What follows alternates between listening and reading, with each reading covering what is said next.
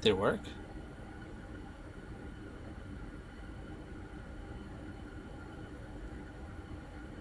I think it's working. Yeah.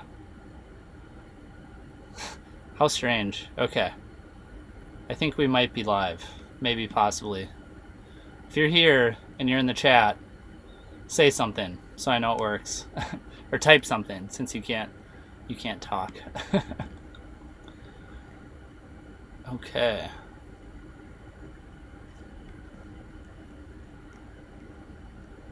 I think we might be live. Hey Mitch, does everything look good here? Do you see an underwater screen and then me on the part of it?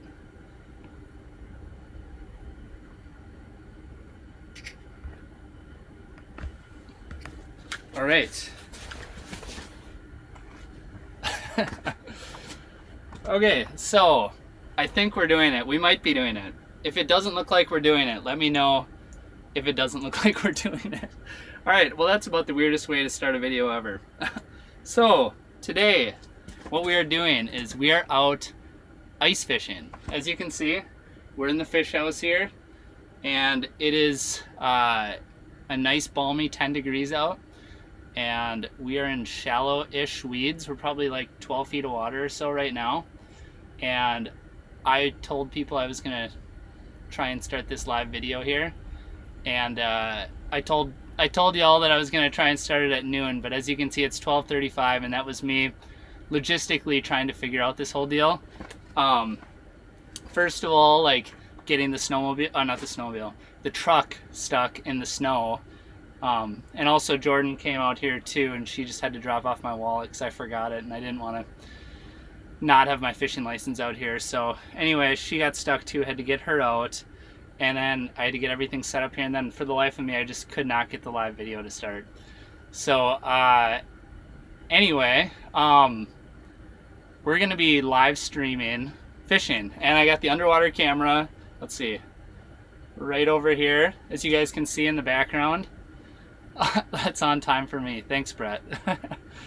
And hopefully some fish come like cruising through the area, and maybe we see some fish on the underwater camera. And as long as like the batteries keep going and my hotspot keeps going, I have my phone up there. It's kind of like a logistical headache trying to figure out how to get internet and power and whatnot out here on the ice. But we're gonna try and live stream for like a while. So, okay, someone asked, what are we targeting today? Today we are targeting pike, panfish, and bass up in the shallow weeds, which the shallow weeds it's relative. We're in about 12 foot right now. And cool. Now you can see the full screen. If I ever actually do happen to catch a fish, I'll show it right here. And then we can zip back to the underwater view. So anyway, this is kind of like an experimental mission. I did like one little post on YouTube, actually, just saying that I was going to do this so that some of you actually knew I was going to do this, but I didn't put it on like social media and stuff or anything like that, because this is kind of like an experimental mission, so to speak, and I just want to see how everything looks. I want to see how the underwater camera works with this live streaming deal, and I also wanted to, I'm just using the laptop computer and microphone, so hopefully everything sounds good. I still have my loud heater. I haven't fixed my good one yet. And then actually I have a little inverter box, which is powering my laptop. So I guess what I'm getting at is there might be a little bit of background noise, so hopefully the audio is decent. So I'm just going to take a quick peek at some of the comments here, and then I'm going to get to fishing. Where did I get the hat? This is actually kind of like a striker emblem, so if you go to Striker's website, they should have it on there. And yeah, looks like everybody else is just letting me know that everything's working. So that's what we're gonna do today. We are starting out with a spoon, and oops, digging through the wrong pocket. I gotta get some wax worms to put on this spoon here.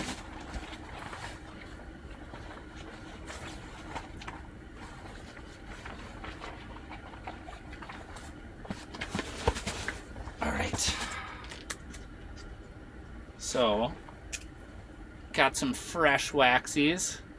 Got to get used to the camera going the opposite way that I think it's going to go. What I actually like to do with these waxies is, when I'm using a big, let me see, should I fish a spoon today? I think we're going to start out with the spoon. And when I am fishing anything that's like bigger for like bass or pike or anything, if I'm using worms like this, what I'll do is I'll actually just put one worm on each prong of the treble. So this particular spoon is going to have 3 wax worms on it, is the strategy. And also, guys, just let me know if you feel like the audio is okay, or if anything needs to be adjusted while I do this. Obviously, this is the first time giving this a rip, so there could be some issues. I like to pull the line out the first time I drop a line, just to get out all the coils from when the line was on the reel the last few days.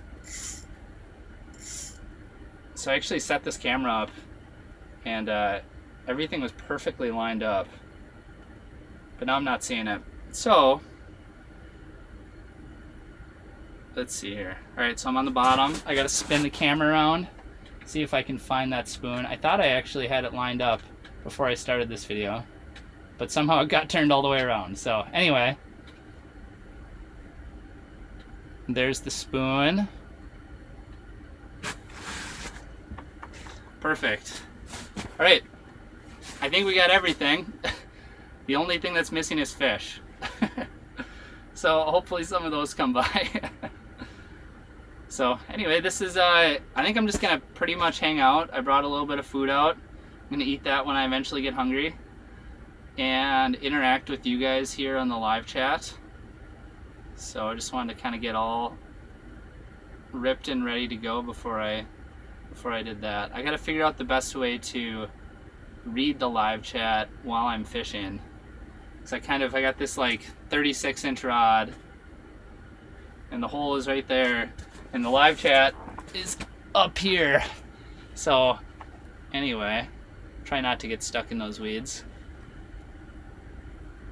So you're streaming on a computer and then to YouTube, or directly off your cell plan. So my setup right now is I have this computer right here directly in front of me, and I'm actually running like streaming software, which would be similar to what gamers would use. So if you've ever seen or heard of people playing video games live and people watching other people playing video games, they have to use some sort of software so that they can have 2 different things going on at the same time. So right now we have like the picture of me. Yes, it's OBS. SmackDown Outdoors knows what I'm talking about. You got the picture of me right here, and then you have like all around me here you have my underwater camera. So to be able to have 2 screens at the same time, you have to use some sort of software. You can't just do it on your phone like I've done for my earlier live streams. So essentially what that creates is like a lot of problems as far as logistics go. Like, you would think that it wouldn't take a bunch of energy to keep a laptop charging, but my laptop charger draws like about 130 amps or something, and I think like cell phones are like 20, or I don't know. But long story short, like you need a lot of energy to keep this thing going, so you gotta have good energy bank. And then yeah, you asked if I was doing it on my cell phone, so it's on my laptop, but then I'm using my cell phone hotspot for internet, so we're probably going to use all my hotspot today. So luckily where I'm at right now, living, I actually have Wi-Fi, so I haven't used my hotspot. I have recently been living kind of out in the boonies, so I've been using hotspot. Okay, what am I using to power my laptop? It's a like kind of like a big fancy power box. I'm afraid to move it, but I could put it on screen here if I wanted, I think. Try not to get anything unplugged. This is what I'm using to power my laptop, and as you can hear, like, it's pretty loud. Ugh. So I don't know, you got fans on that power inverter deal, and then you got the heater over here to the side, and between those two things I feel like it might be a little bit loud. But anyway, hopefully the audio is decent. You can hear me talking pretty good. Hopefully we see some fish here too. It would really be a pain in the bottom butt if we had to move. No, it's not a jackery. It's a blue yeti or blue eddy or whatever, which is just like a slightly cheaper version of the jackery one. Let's see.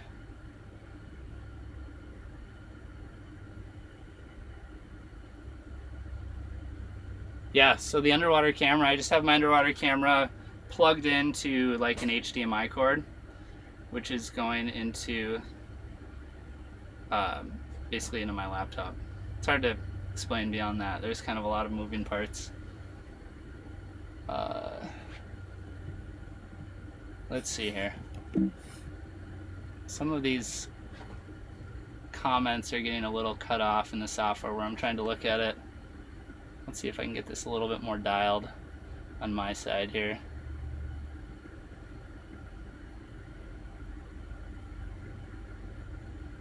Okay, audio's perfect. That's good. All right, now I can see all the comments.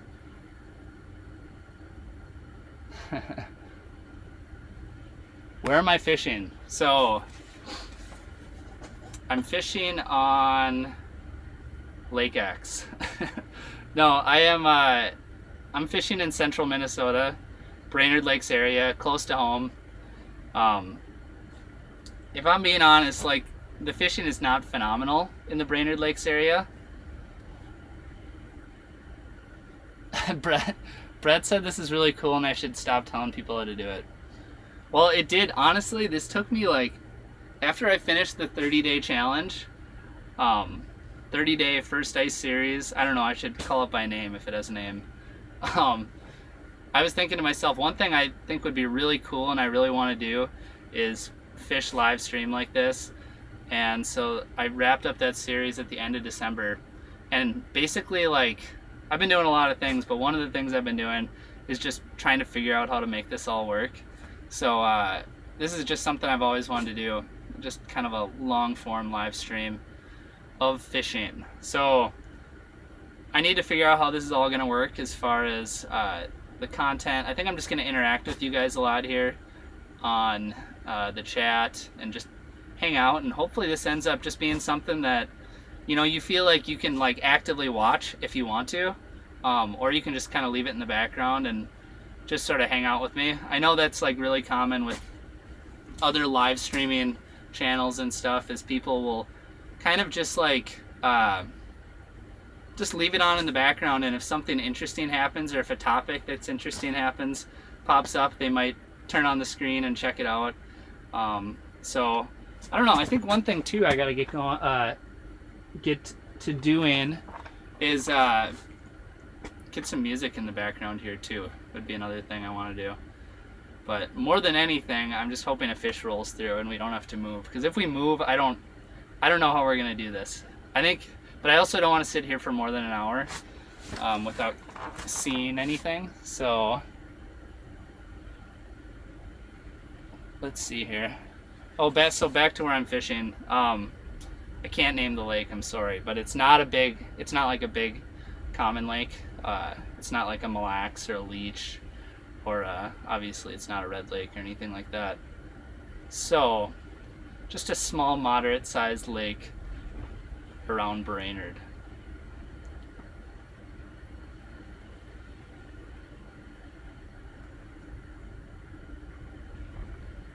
Dan is sitting on the lake too. Awesome. Are you catching them, Dan? That's what I want to know. That's going to be the most important part here. So my original plan when I came out here was I was going to scout, look around, and see if I could make sure I found some fish before I started this live stream. And that just didn't end up happening because I had to dig 2 trucks out of the snow.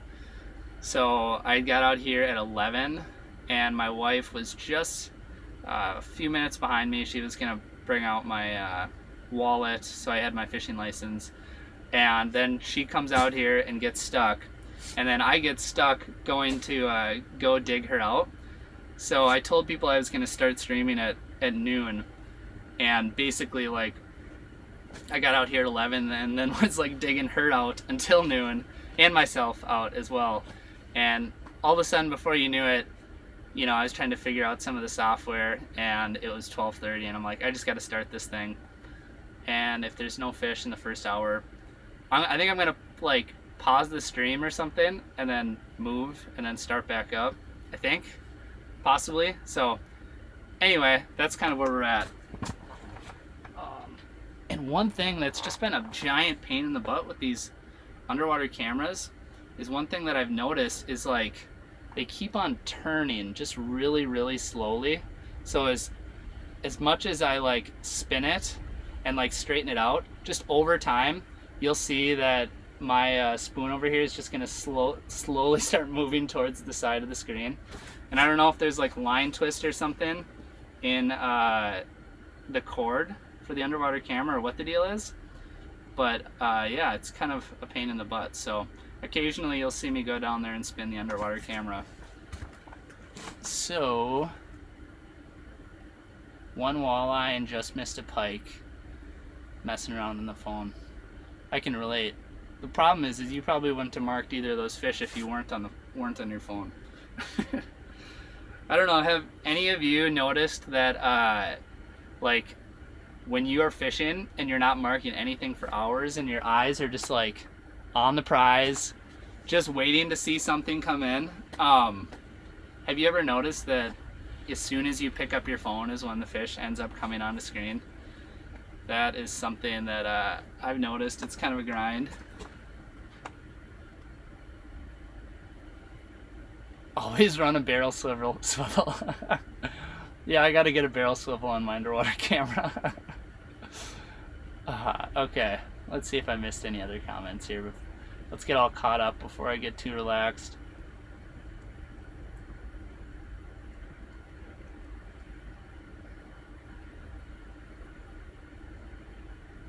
Alright, so SmackDown says he's got a easier way to run something like this. So I will take all the advice and suggestions that you guys are willing to give me.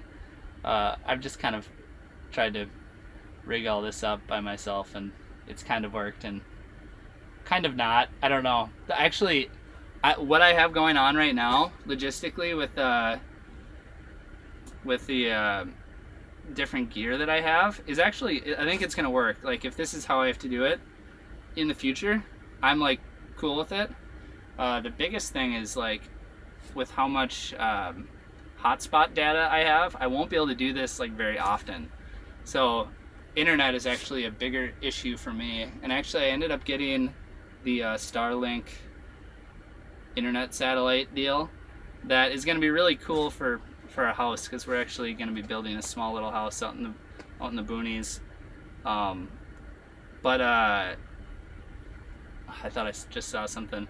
But I guess, yeah, what I'm getting at is that satellite, like, it won't let you run internet from like too far away from where your physical address is, because they don't want people just like taking their satellites and getting internet wherever, because they're trying to equally distribute it so they're not overloading their satellite system or whatever to get internet to everybody. So yeah, I kind of like this system, but would definitely take like any advice that you guys might have for getting decent internet out to the lake, and a lot of it. So I'm gonna see what else we got going on here in the comments.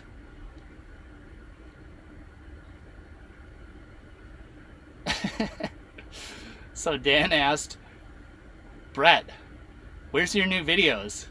Not catching much? Oh gosh, that's probably the problem.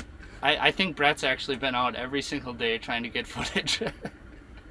He's just having a hard time getting them on the ice. No, yeah, Brett is super busy, and it looks like he left a comment down below addressing, just making excuses. No. Okay. Let's see here. What else did I miss? Yes. if you watch a kettle, it never boils. I guess I've never heard that one, but it makes sense. Also, it's ironic that you're talking about boiling when your screen name is lobster shrimp, because I do love some boiled lobster. Love the stash. Thank you.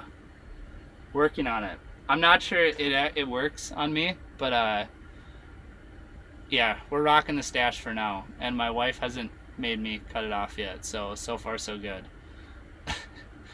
I think I don't know, it's fun to do the stash if you can pull it off, and I can like maybe barely pull it off. Let's get this thing turned again.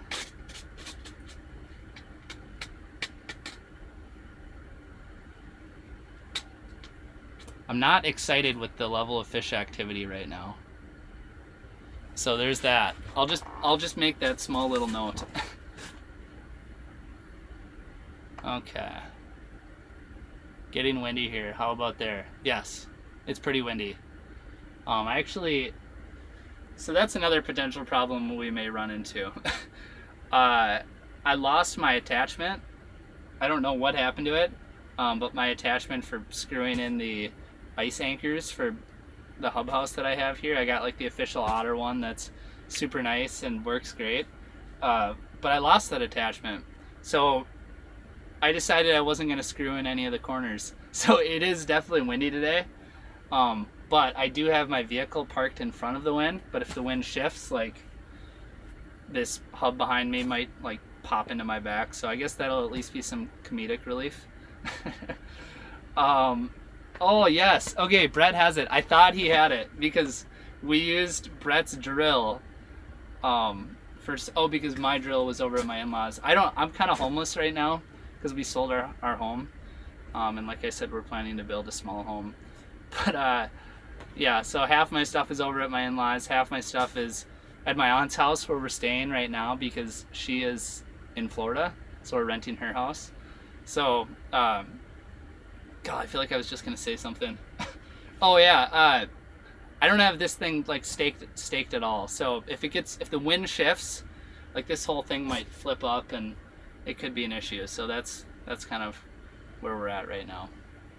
Okay. After that long explanation, I fell behind on the comments here.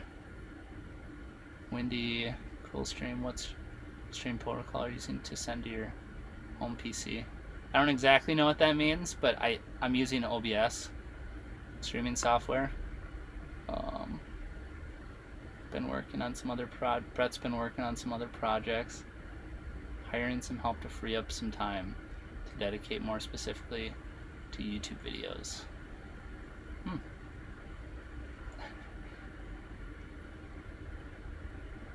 Alright, sorry, we're gonna do the awkward silence where I read comments until I find something I want to reply to.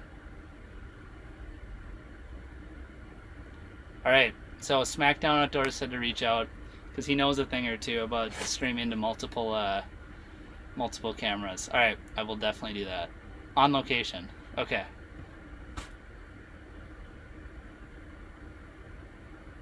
A gigabyte router. Okay, so lupine, sorry about the pronunciation, said to get a gigabyte. Oops, oh no, I lost the comments. Alright, hold on. Technical issues. Alright. Said to get a gigabyte router like the Nighthawk and get a separate data plan and use a lightweight protocol like SRT with HVC encoding. Alright. Well, that was a lot of words. I'm going to take a screenshot and like Google what all of that means in the future here. Probably just heard my little screenshot sound. Oh man. The boys are calling Brett out now in the comment section. We need a fish excuse counter in the next video, Brett. Oh, Brett said that the stash should be a requirement for my face. I don't know what that means exactly, if that's a positive or a negative thing to say to me, but that's fair. That's fair. The Nighthawks are in short supply these days, though, but it's way cheaper than cell data, like the 3 data plans at once. Okay.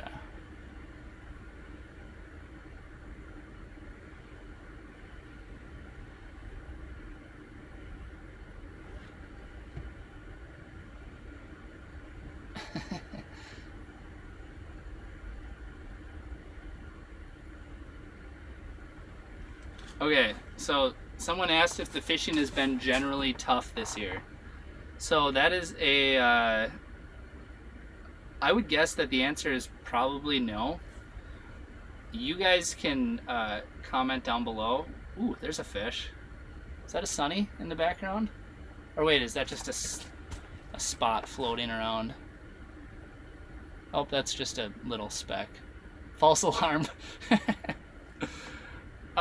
Has the fishing been tough in general? I would say probably not in general. It just depends on where you're at. I know that on some, like, let's talk walleyes, for instance. First ice for walleyes, I thought was fine. I didn't necessarily slay them, but it wasn't terrible.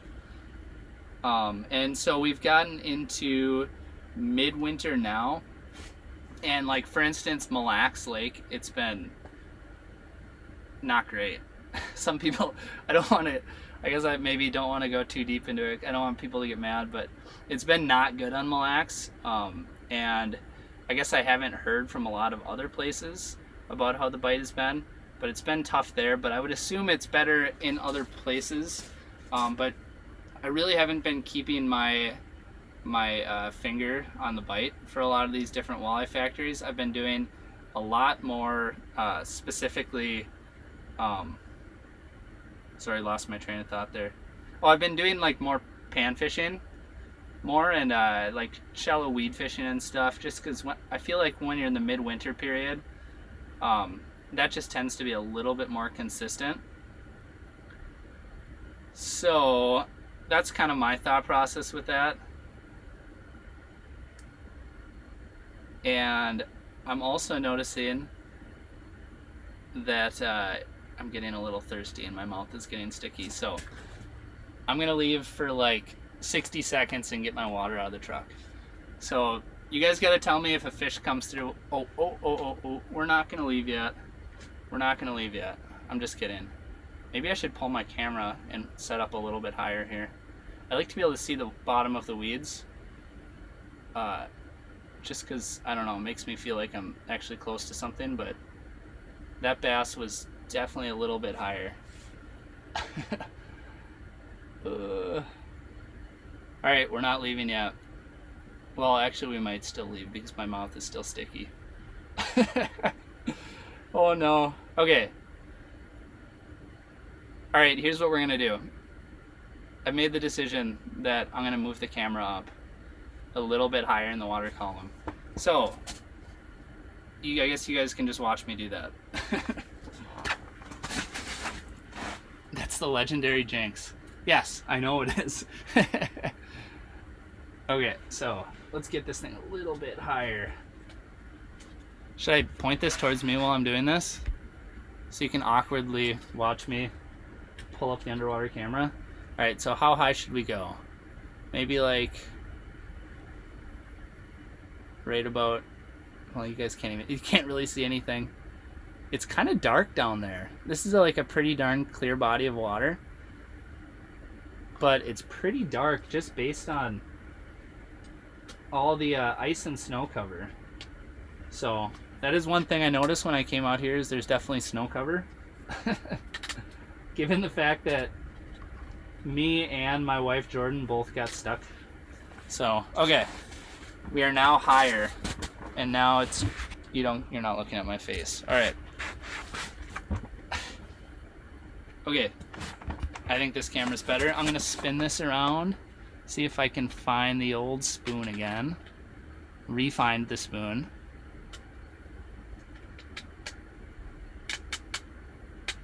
Just hope this doesn't end up being a pain in the butt. Oh, there we go. Found us. Okay, so right before that, can you call it an interaction?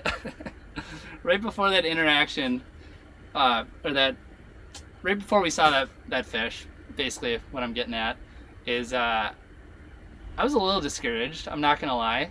I was trying to, like, in my brain, that's why I was a little distracted there the last few minutes. In my brain, trying to figure out how we move. Because one thing I've noticed is, like, when you sit up in the weeds, and Brett's Wi-Fi fund. Ah, awesome. Thanks, Brett. I'm gonna finish my thought and then say thanks to Brett again. When you're, like, fishing in the weeds, one thing that can just be, like, so insanely true is, like, right now we're set up in, like, 13 feet of water, and there's, like, you know, there's some good weeds here. But we have, like, the ability to fish up in 5 feet of water. So anywhere from here up, like, that might be where the majority of the fish are.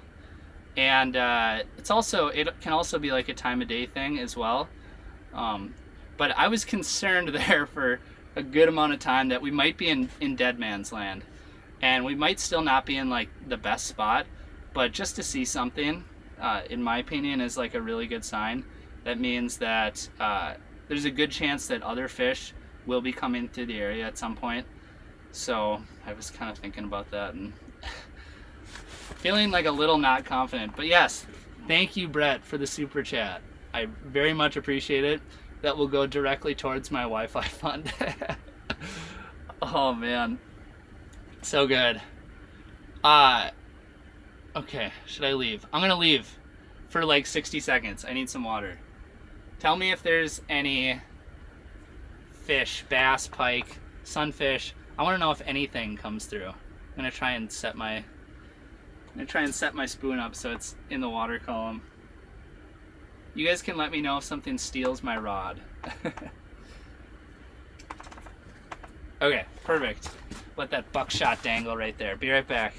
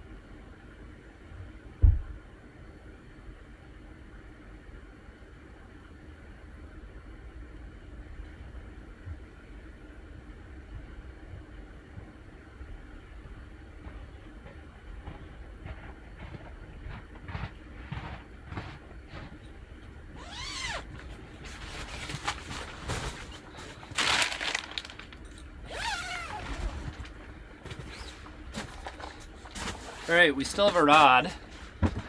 That's good. Yeah, so I grabbed my burrito, grabbed my water bottle, and I also changed pants. So there's that. I had my big bibs on, kind of pulled down to my waist, and now I got these kind of like lighter weight pants on that I really like for fishing in fish houses and stuff. So let's get back to jigging. So you guys didn't see anything, it sounds like. Let me just take a quick sip of water.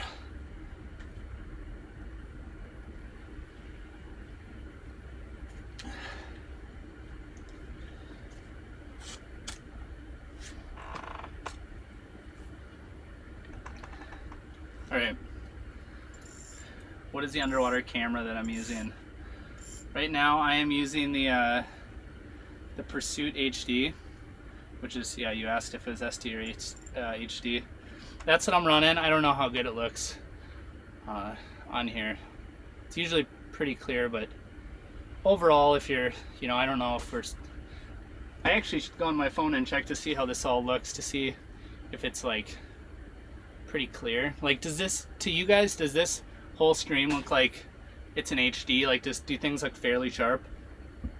Like, the underwater camera is not gonna probably look super good because the lighting is not good down on the bottom, obviously, and it's not like a super high quality camera. But the face cam should be somewhat clear, although it's, yeah, I guess maybe it's not gonna look that good. It's just the built-in camera on the laptop, so hopefully we get to use this full screen view. That would mean we caught something. So let's see here, let's get this chat. Everything keeps moving and breaking. Okay, hold on, bear with me here, I'm trying to get these things figured out. Everything is moving around. All right, I need 2 hands for this.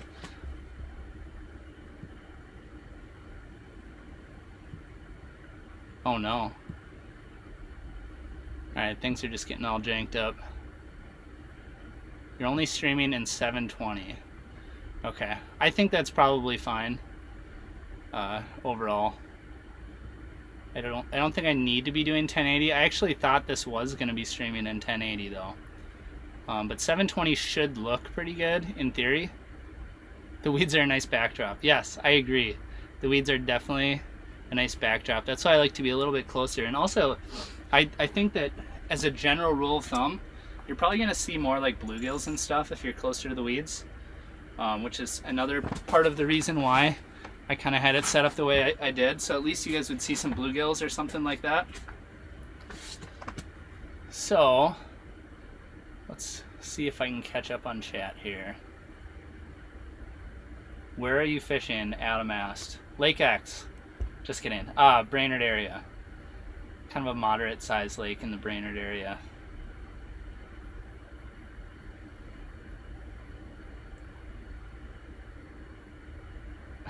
Jason said he's glad he's not the only one with the blank screen days. Well, the whole strategy here was that this wouldn't be a blank screen day. Oh, is that a... Was not... Oh, that's a weed. Sorry. You look, I was looking at the chat and then I looked at the underwater camera. Okay.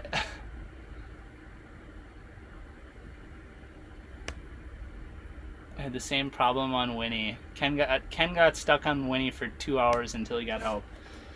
Yeah, luckily this is not like disastrous type conditions out here, but it's really interesting because over on the east side of the lake there's like almost no snow, and we're fishing on the west side of the lake and the access is on the east side. So I drove all the way across the lake and had no problems, and there was like probably like this much snow and you're just ripping over it, but then like all the snow is packed up over here on the east side of the lake. I don't know if I said the right things earlier, but we're on the east side of the lake right now, and yeah, there's a lot of snow over here. And the worst part about it, actually the amount of snow is not terrible, but that top layer is just like hard as a rock. I'm like stomping on it and it's not breaking, so that's kind of like a bad recipe for getting your truck stuck. Let's see, we're in need of a week of meltdown temps.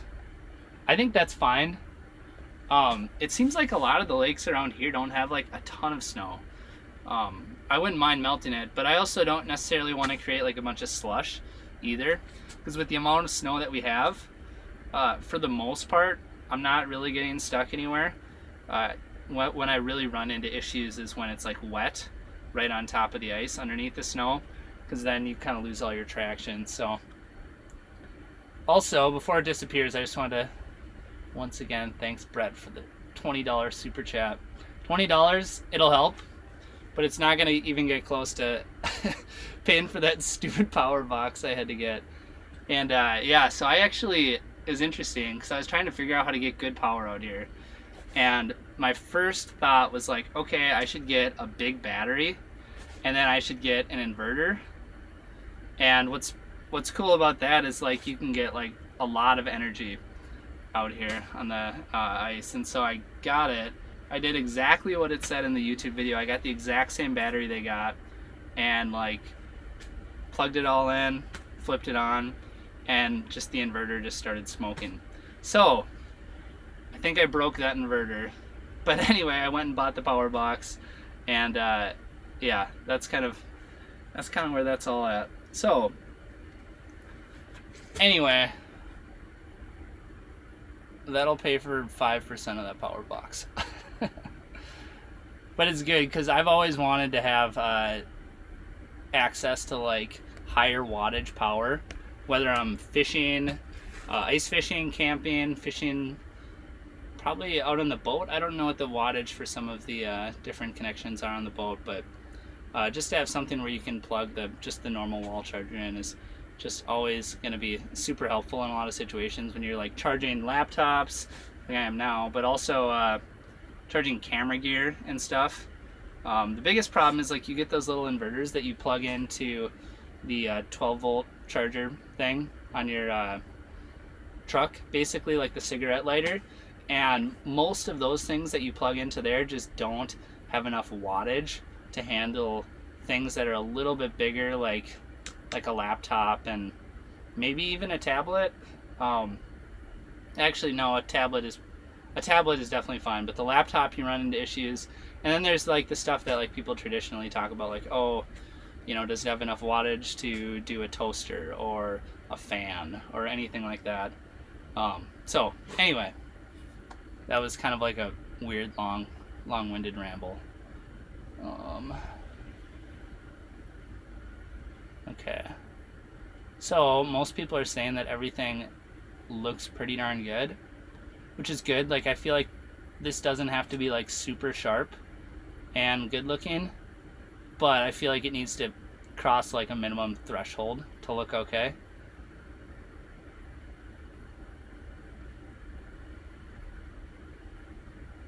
Alright, so Jack asked how the fishing's been. You guys want to let him know in the comments? No, we saw one fish so far, so we're hoping some more roll through, and we're really hoping that we don't need to move, because if we do, that could be an issue.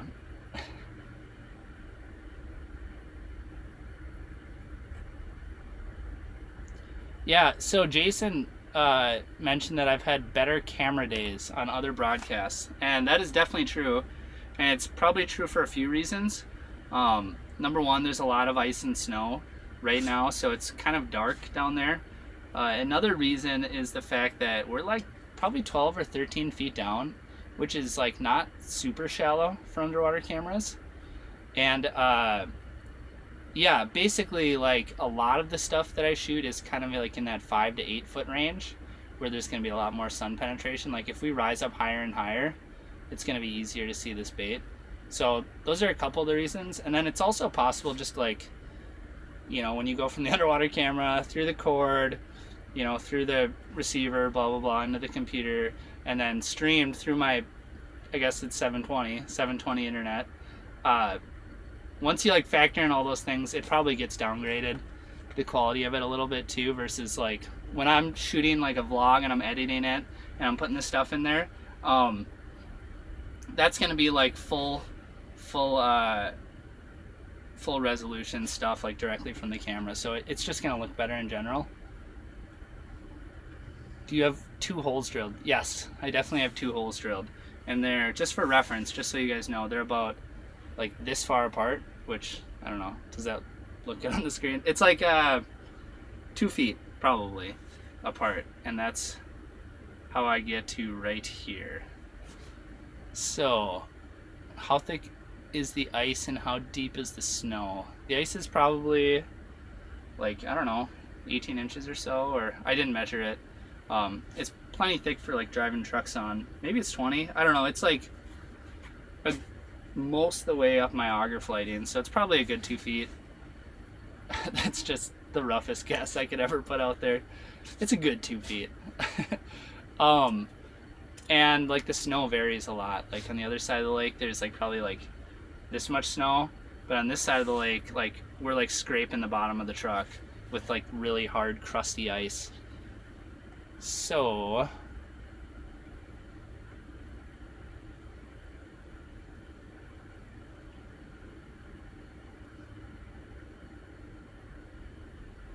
sorry, I'm reading now.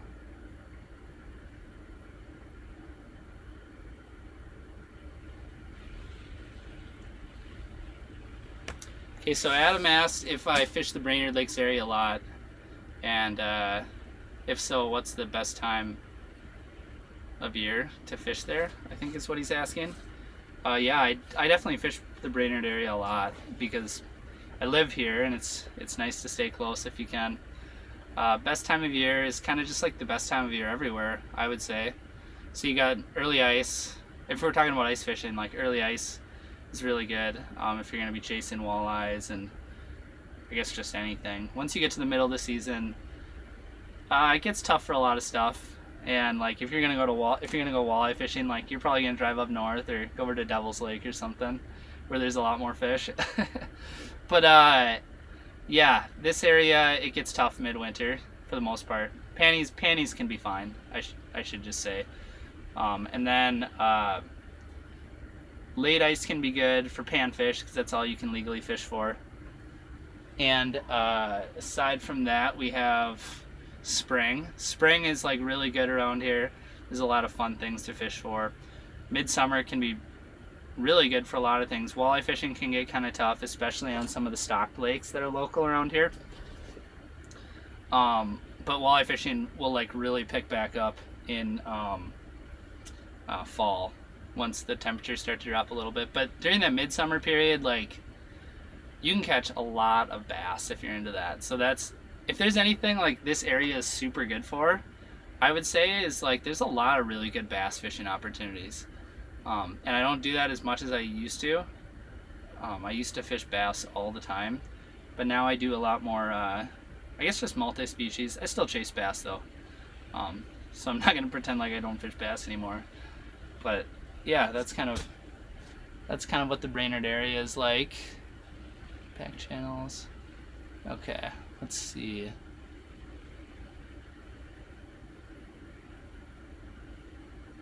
So Jack said he made his own power box a couple weeks ago, and that it was easy. It probably was. I'm not like the most technical guy as far as the electricity stuff and power and all those deals go. And actually, like I said, I tried to make my own, and it was a little unsuccessful. So that's why we are here with the fancy box that everything is wired together and is guaranteed to work properly, at least until I break it. So, yeah, no, but that's cool that you're able to pull it off and make something for yourself. I think that's probably a cheaper way to get more electricity, which is always helpful. Adam asked what I'm using for power. No, it's not an inverter. It's like it's something similar to the Jackery power box deals.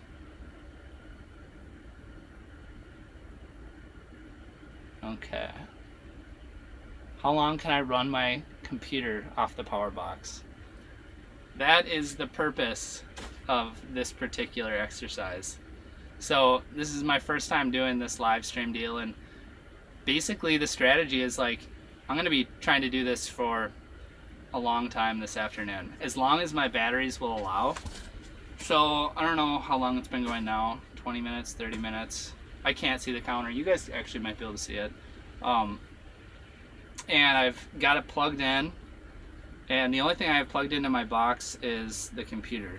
So we are basically just gonna like stay out here and fish until that box dies. And once that box is dead, then I'll know how long I can stream for. And you know what? I think we're actually gonna change lures. I don't know that it's gonna matter. I don't know that there's like a lot of fish in this particular area, which is unfortunate, but it is what it is. So anyway, I'm gonna change lures though. that's something that maybe we should just try to do. Okay, Bruce said we've been doing this for 39 minutes. So, I don't know, my hope is that basically what they were saying based on what the wattage output of my computer is versus like the watt hour capacity of the box that I bought. I mean, they were kind of predicting I would get 3 hours, but generally, so it shows how much wattage I'm pulling off of the computer, or with the computer. And I think actually, in theory, we could run for 5 or 6 hours, possibly. So, regardless, we're gonna find out. Oops. All right, we're gonna run a puppet minnow. Just because it seems like in a lot of these situations, I'm able to like attract fish in with the puppet minnow. Use a little look at my box. Oh man, this is harder than I thought it was gonna be. All right, here we go. You guys can see some of the baits in there. Maybe later you guys can pick a bait for me. But that's only after I've proven that I've totally failed to pick baits. So we're gonna try the old puppet, but we're gonna keep the buckshot close, just in case. Sometimes spoons can be the deal, but I've found that hard baits work. We're probably, this bait is going to be a little bit easier for fish to see from a distance, just because it's going to be darting all over and flashing, and it's probably going to do a better job of getting their attention. Once again, so I put three wax worms on the spoon. We're going to do the same thing on this bait.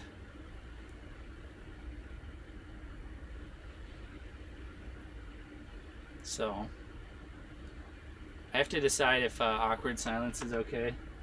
I think awkward silence is more okay if you have background music going on, which we don't have. That's the next thing I have to figure out. I've mostly just kind of figured out how to get all this thing running visually and kind of just hoped the audio would work well. And it sounds like it is, which is good. But I think we definitely need to get some background music going on. And I have a couple places where I've got copyright free music. I've made enough videos that I've kind of figured some of that stuff out. But I just gotta figure out how to get it all connected, and I don't think it's hard. But that's kind of next on the list of ideas for things I gotta do.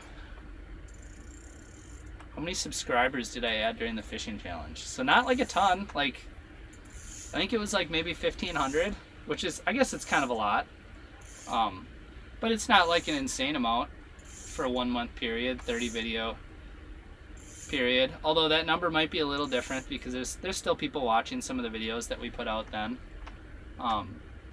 So there's kind of people coming into the ecosystem even after the series is done. So it's tough to say for sure what the net subscriber number was for it. But more than anything, I wasn't necessarily trying to do this as a subscriber play. It was more of an engagement play where I'm just trying to get more people interested in the content I have going on and just try to deliver value more than anything. I feel like there's a lot of YouTube channels out there that do some decent stuff, but I feel like I can do things that you don't see as much on YouTube. I want to spend more time to create higher end stuff that maybe it's entertaining, but it's definitely going to be educational. A lot of people are either they don't have a lot of great tips to share, or they might have some good tips but want to keep them close to the chest, or whatever that card reference is. Keep it close to the chest, and my goal is to definitely share as much information with all y'all as possible. Scott asked what my plan for videos in the summer is. The plan is to create summer videos. Definitely want to do more good educational stuff. Yes, the puppet minnow is looking good, Jason. I want to do more educational stuff. One thing that I know a lot of you guys liked was when I made that video just breaking down the whole Lindy rigging system. Lindy rigging, live bait rigging, whatever you want to call it. Basically just pulling a leech in the summer, essentially. But yeah, like a lot of people really like that video. I got a lot of positive comments. You know, when people bring it up, they'll say, "Oh, I really liked that, you know, that particular video." And I think it's just like if you deliver value and you try and be helpful, I think that's just like a good recipe for success overall. And then, you know, you kind of feel good about it at the end of the day because maybe people caught some fish because of the video they watched or whatever, or just had like a better experience fishing. So anyway, that's I don't remember the original thought or question where that spawned from. That is my plan for the summer. So I want to do more like tactical videos and advice and whatnot. And I haven't kind of fleshed this out yet, but I want to do some, so I live in Minnesota here for those of you that don't know. But I want to do like a bunch of videos right after walleye opener here in Minnesota. But then I kind of want to sneak off to like the Dakotas or something to fish for walleyes before the Minnesota season opens, just to get you guys some content to get like excited about. So anyway, that's kind of what I've been thinking.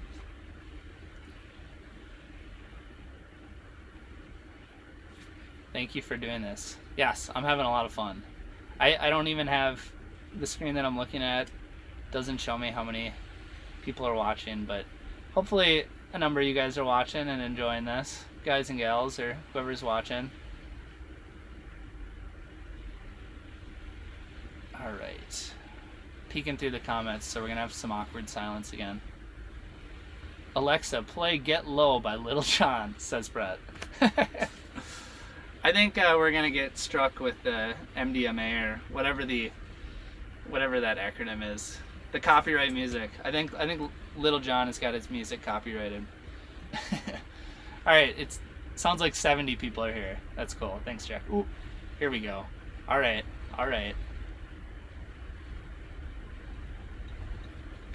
This is not the best view, but all right.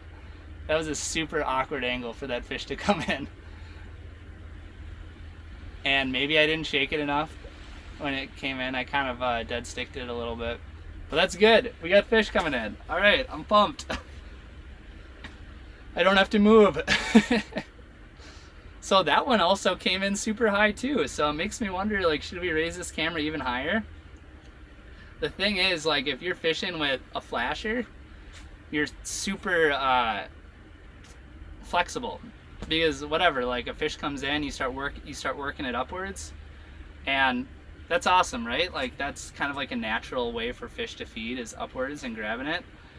But when you've got the underwater camera and like you're trying to get strikes on the screen, you can't really work them upwards really, because you're like this, you're kind of working them, and oop, the bait is gone and now nobody can see the screen.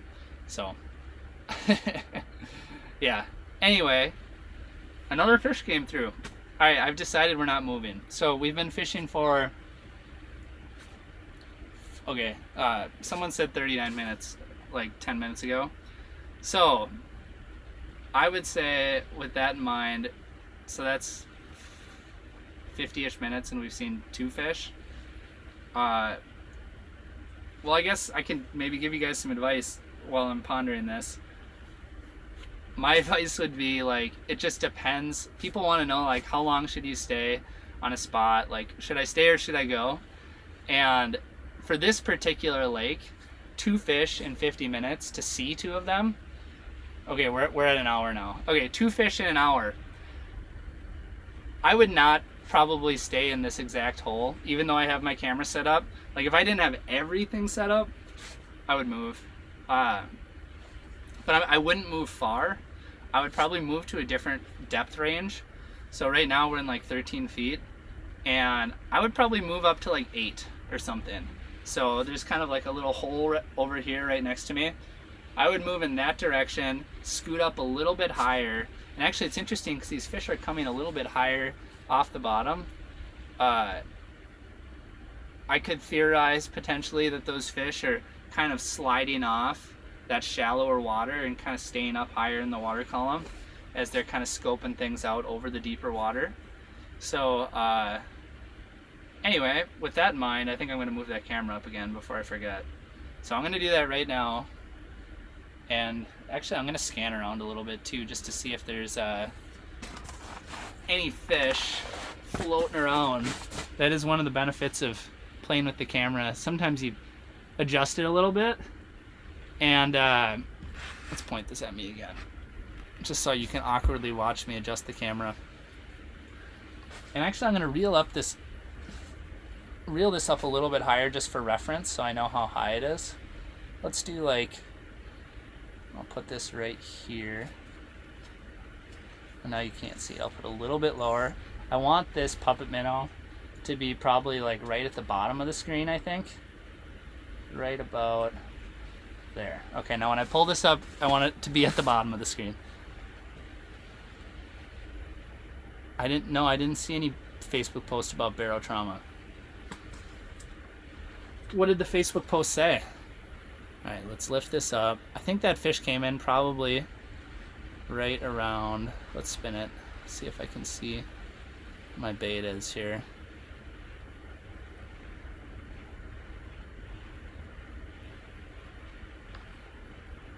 Well, apparently I lost track of the bait. Did I lift it up too high? Potentially. Too low.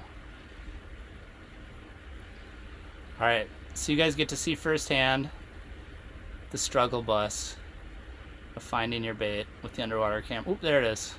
Alright, so we're at a good level here. We probably want to lift a little bit higher, just based on what I said earlier.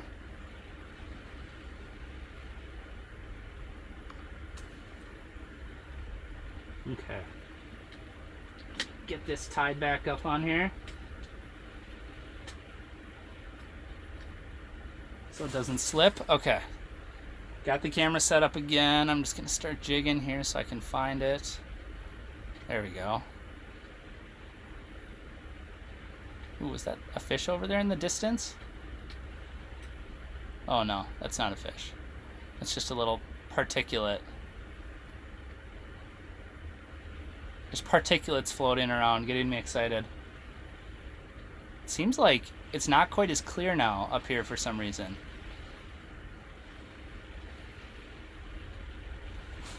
Alright, well, it is what it is. We're set back up.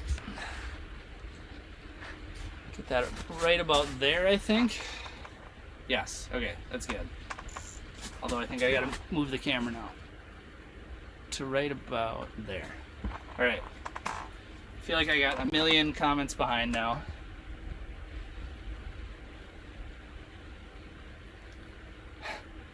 What's the status on moving spots? I didn't even see that comment. We're not moving. I think this is fine. I don't think it's perfect, but I think it's okay.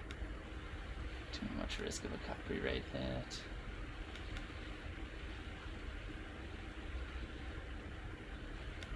Oh, that's an interesting idea.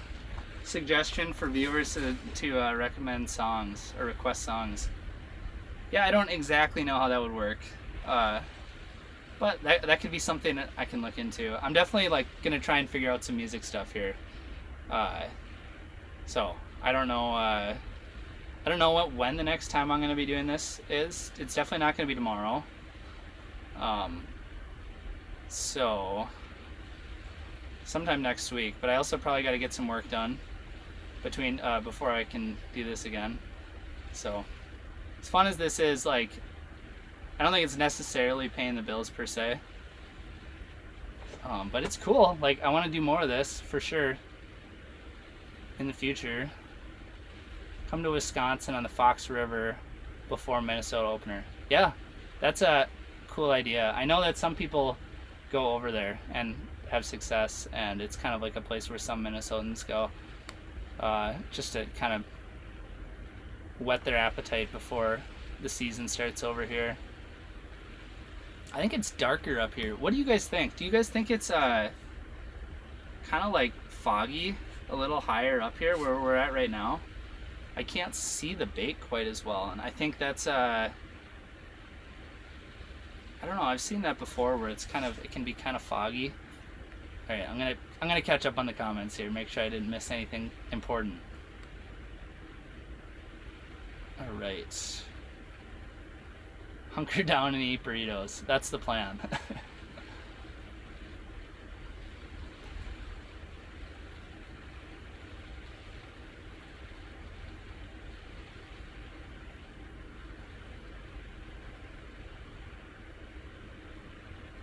All right, so Ben asked me what my favorite lake to fish in Canada is. So I'd like to fish more lakes in Canada. I haven't been there for a little bit.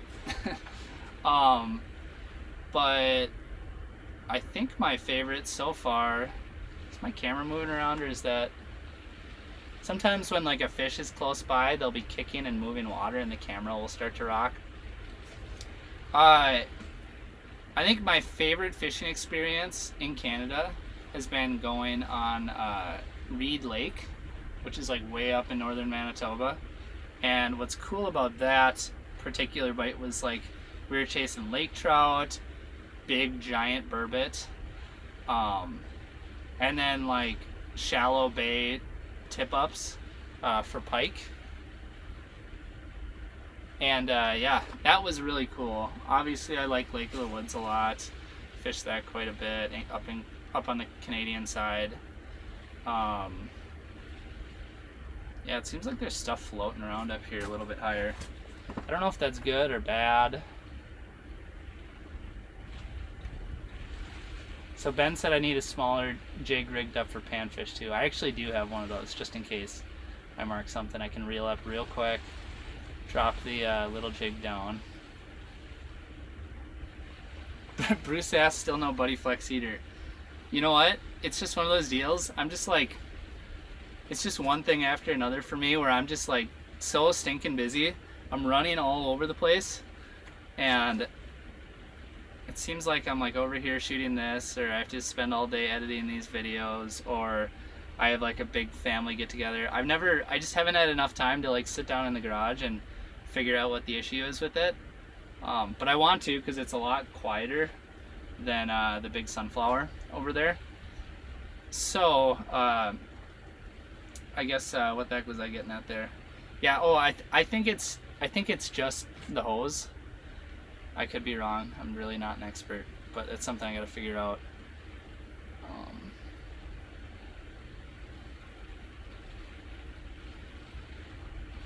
Have I fished the Mille Lacs mud flats at all? I have. I fished the mud flats a lot. Just if you're asking, just in general, yes. And I fished them a little bit lately as well, and it was tough. But like early ice, like if you can be the first one to safely get out to the mud, that can just be like a recipe for absolutely smashing them, which is cool. Let's see.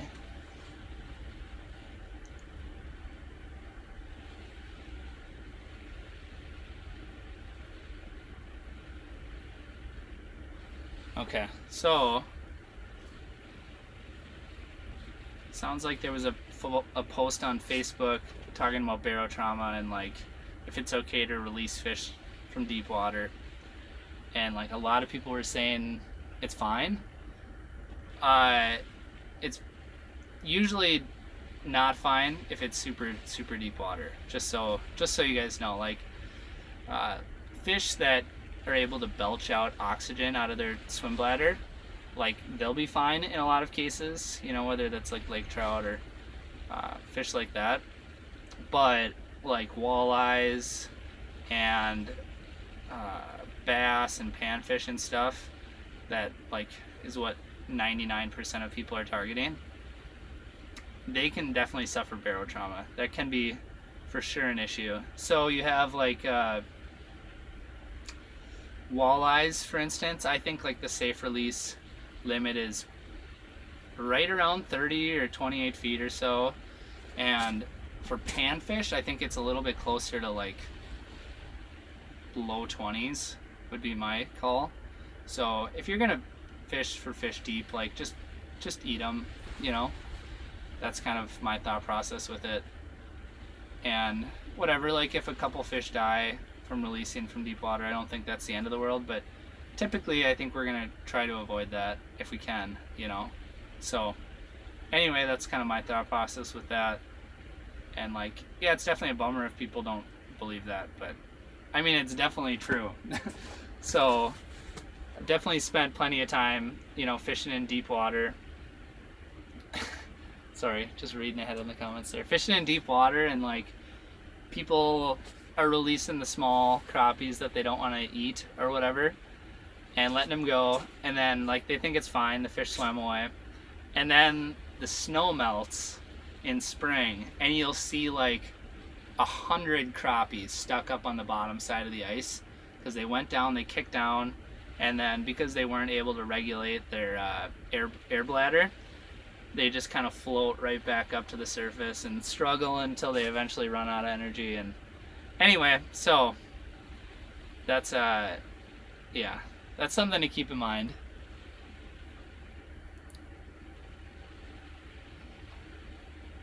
Yes, some lo-fi non-copyright music on. That's what a lot of streamers do. That's probably what we'll end up doing. But I didn't really have time to figure it out before we started the stream. Or I kept on forgetting to figure it out, to be honest. And so we don't have any music now, and I don't necessarily like want to figure it out right now on the lake. GoFundMe page for a new heater. I don't think I need that. I think my heater's gonna work. I just need to look at it a little bit.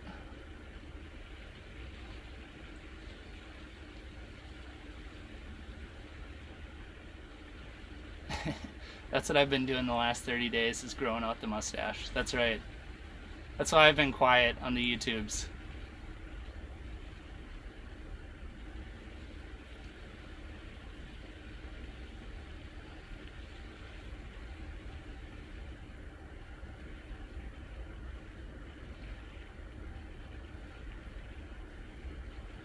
Alright. I think I'm caught up on the comments. I'm gonna just like relax for a second, drink some water, maybe eat a burrito, probably eat some of the burrito. So my wife Jordan has been getting these big giant water bottles at like Aldi, or no, Costco. I think it's Costco. And it's alkaline water, which is like pH balance something or another. So I don't know if you guys know anything about that or have any experience with it. They say it's supposed to be healthier or something. I just know I've already got like a little bit of a sore throat from talking so much, or talking for an hour straight. So I'm gonna take a mini break, let some comments roll in.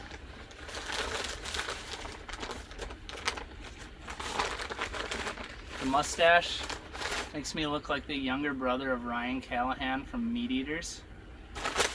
I haven't watched Meat Eaters for like a long time. The last time I watched Meat Eaters was when I was on. It wasn't even watching Meat Eaters. It was well, Jay Siemens does something for him on YouTube. It works good. He does good stuff. But I was looking up. Like when I was watching a lot of like burbot specific content on YouTube, they have like this video where they caught this like giant, enormous burbot in Alaska, and then they do a video filleting it or cleaning it or whatever, which it seemed like kind of a big fish to harvest, but that's kind of what they do on that show, so it's kind of like not a crazy thing. But anyway, it was like a giant burbot. It must have been like, I don't know if you guys have seen that video online. It was like a 15 pounder or something. It was like really, really big. And I know they have some bigger fish over in Alaska. But anyway, that was the last time I watched their content, and it's always like it's pretty good. I like the meat eater content. I mean, I'm eating meat right now, and some grain and some lettuce. So, is it gonna be awkward if I eat this on stream? If this looks weird, you guys should let me know in chat. But I'm hungry, so.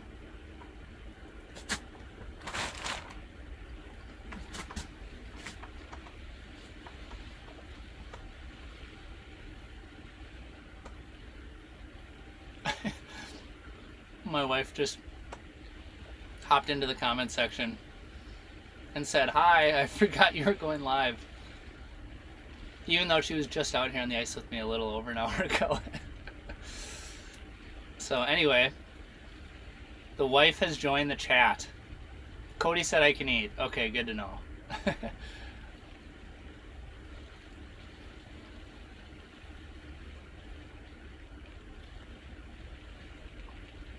Advice for fishing prairie pothole lakes that have limited structure and an average depth of 8 to 6 feet. I don't have like a ton of experience doing that. I fished a pothole lake this year, which was cool, on early ice. And I guess like the biggest piece of advice is like go to a pothole lake where you know there's going to be a lot of fish, because that's just going to make things a lot easier. But once you get there, like in a lot of cases those fish could be anywhere, especially you know if it's like a lot of mud. It's like a muddy situation. In some cases, like exact location might not matter that much because the fish might be roaming around a little bit more. So just get out, wet a line would be my advice. Oh, why? Jordan.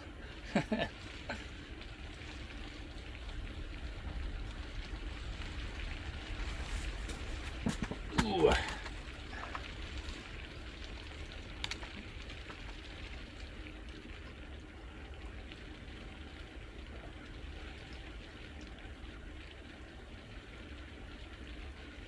As long as I'm comfortable with 60 plus people watching me, I think we'll be okay. Or should I go like this every time I take a bite?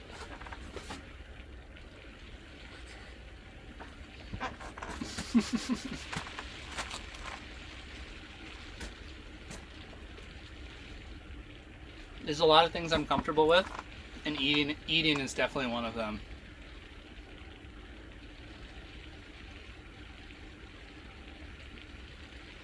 Not loving the level of activity.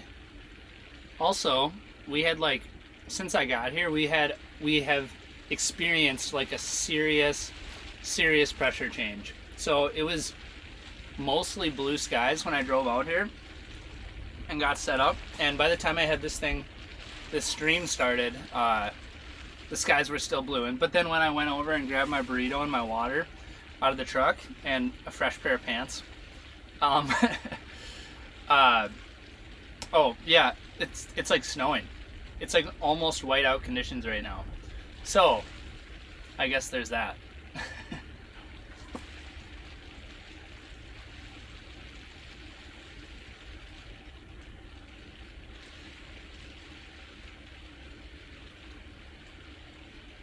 What do I think of the Crappie Chronicles? I think it's cool. I've watched a number of them. I haven't watched all of them. But I think it's awesome, like people making content, going out and trying to catch big fish. I think it's cool, and I think crappies are super underrated. And I think making good content, sharing tips. I think the more content, the better. I'm all for it. So, and I know I know a good number of those guys, and like they're really nice guys. So, anyhow.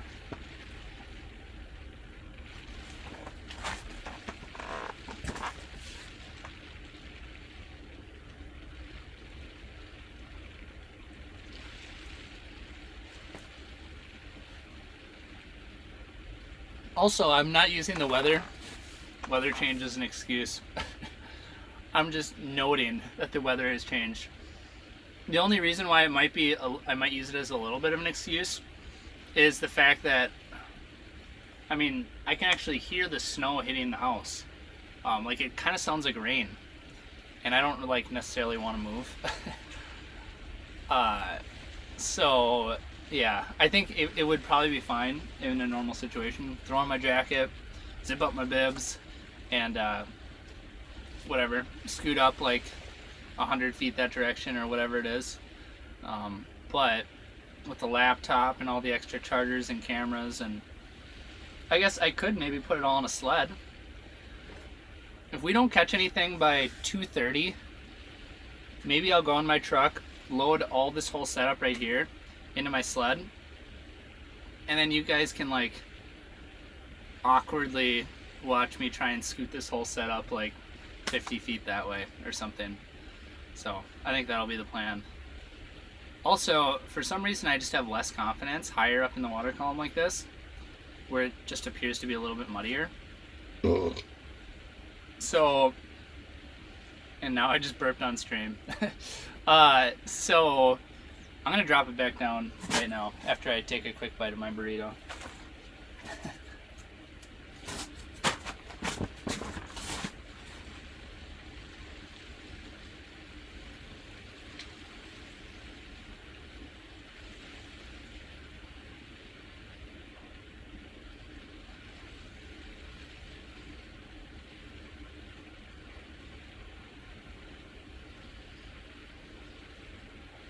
Go right about there.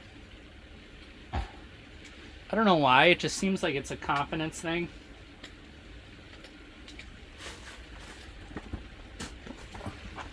Let's see if I can get us lined back up here.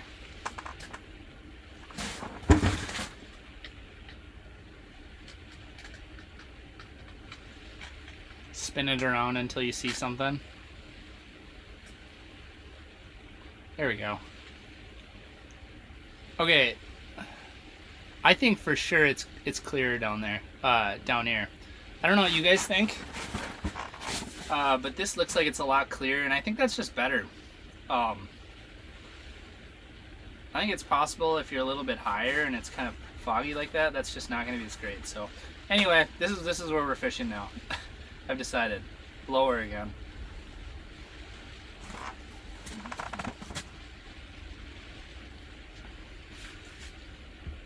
Let's see here. Something to rattle them in. Yeah, that could work. I do think the puppet minnow is going to get us like pretty close to. You know, we're moving quite a bit of water and flashing around. Like I think this is going to call fish in pretty decent.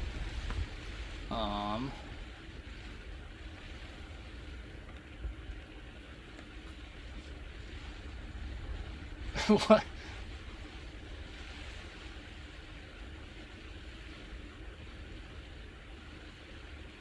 Yes, I'm a little guy. It's gonna take me a while to get that burrito down, but it will get down. Don't you worry about that.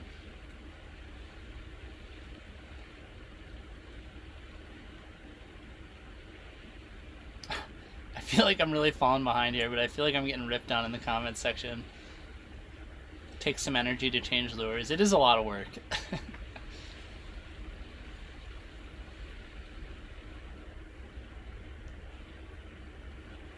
Oh man, I feel like I missed a lot of stuff. Okay, someone asked me if I kept my impact over the off season. Yes, I did.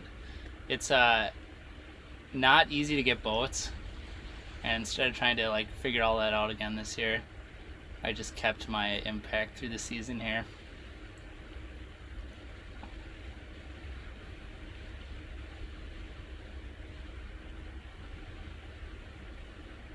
All right, where are we at here?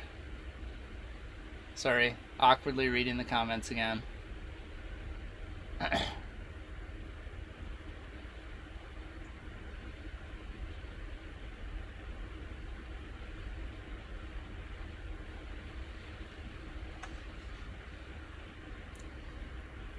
Yeah, I don't know.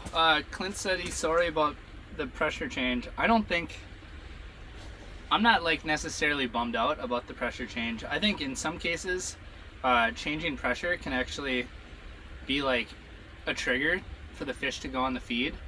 And I also tend to think going from high pressure to low pressure tends to be good. So I'm not making excuses for myself. I'm actually kind of raising your guys' expectations. No, I think it's fine. I think especially once things settle down a little bit here too, maybe we'll get some more fish coming through. I also think it probably wouldn't be a bad idea to slide up shallower. So like I said, we're gonna fish for another 30-ish minutes and then attempt to move. So anyway,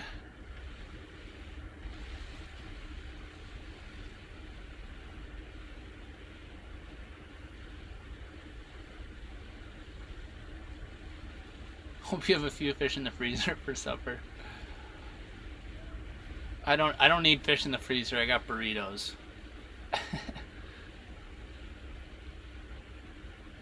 Oh, okay, so Dylan has a blizzard coming through his area. I haven't even been watching the weather. I'll probably get stuck out here in a blizzard, I'm guessing. If we do, you guys are gonna have to come along for the ride. Alright, Jordan, I don't know if you're still watching the chat, but someone wants to know if you like my burrito, if you like my mustache. Alright.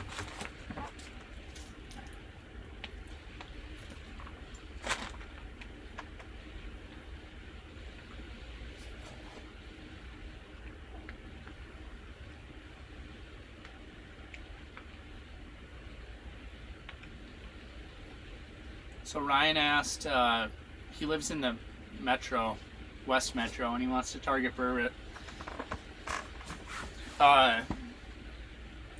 The problem with burbot is that their southern range is actually right around the Brainerd area. So there's not a lot of burbot south of Brainerd. So you probably want to go north, would be my suggestion, like Brainerd or further up. So whether that's like Leech or Lake of the Woods or any of the other places that might have more burbot, you're just gonna have probably an issue finding good fishable populations down there. Maybe someone in the comment section can share some thoughts on it, but I'm almost 100% sure there's no burbot no burbot in any of the lakes down there. There's almost certainly burbot in the river, but that's not necessarily an option per se. So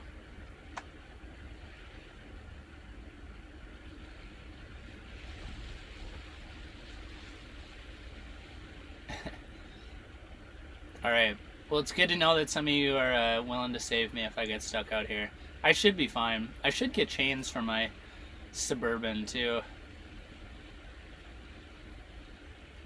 What am I fishing for? We're fishing for pike or bass or possibly panfish is the strategy.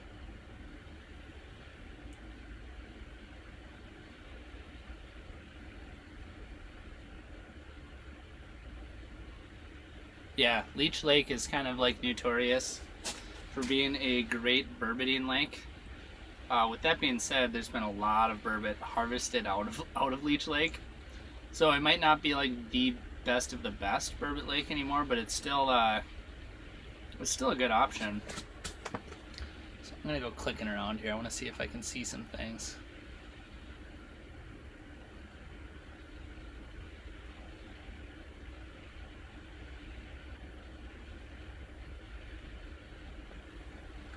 Let's see. So I have a question for you guys. How many people are watching this video right now? What does it say? I'm kind of looking at the screen here, just trying to figure things out. Just trying to understand. Okay, are 90 people watching it? Is that accurate?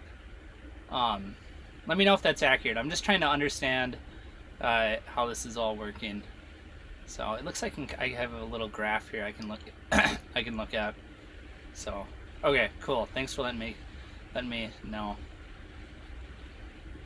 So yes, so I'm just jigging, hanging out, and potentially moving in 30 minutes. But if you guys have any like thoughts or questions or anything like that, let me know in the comments so we can talk about things while we're hanging out here.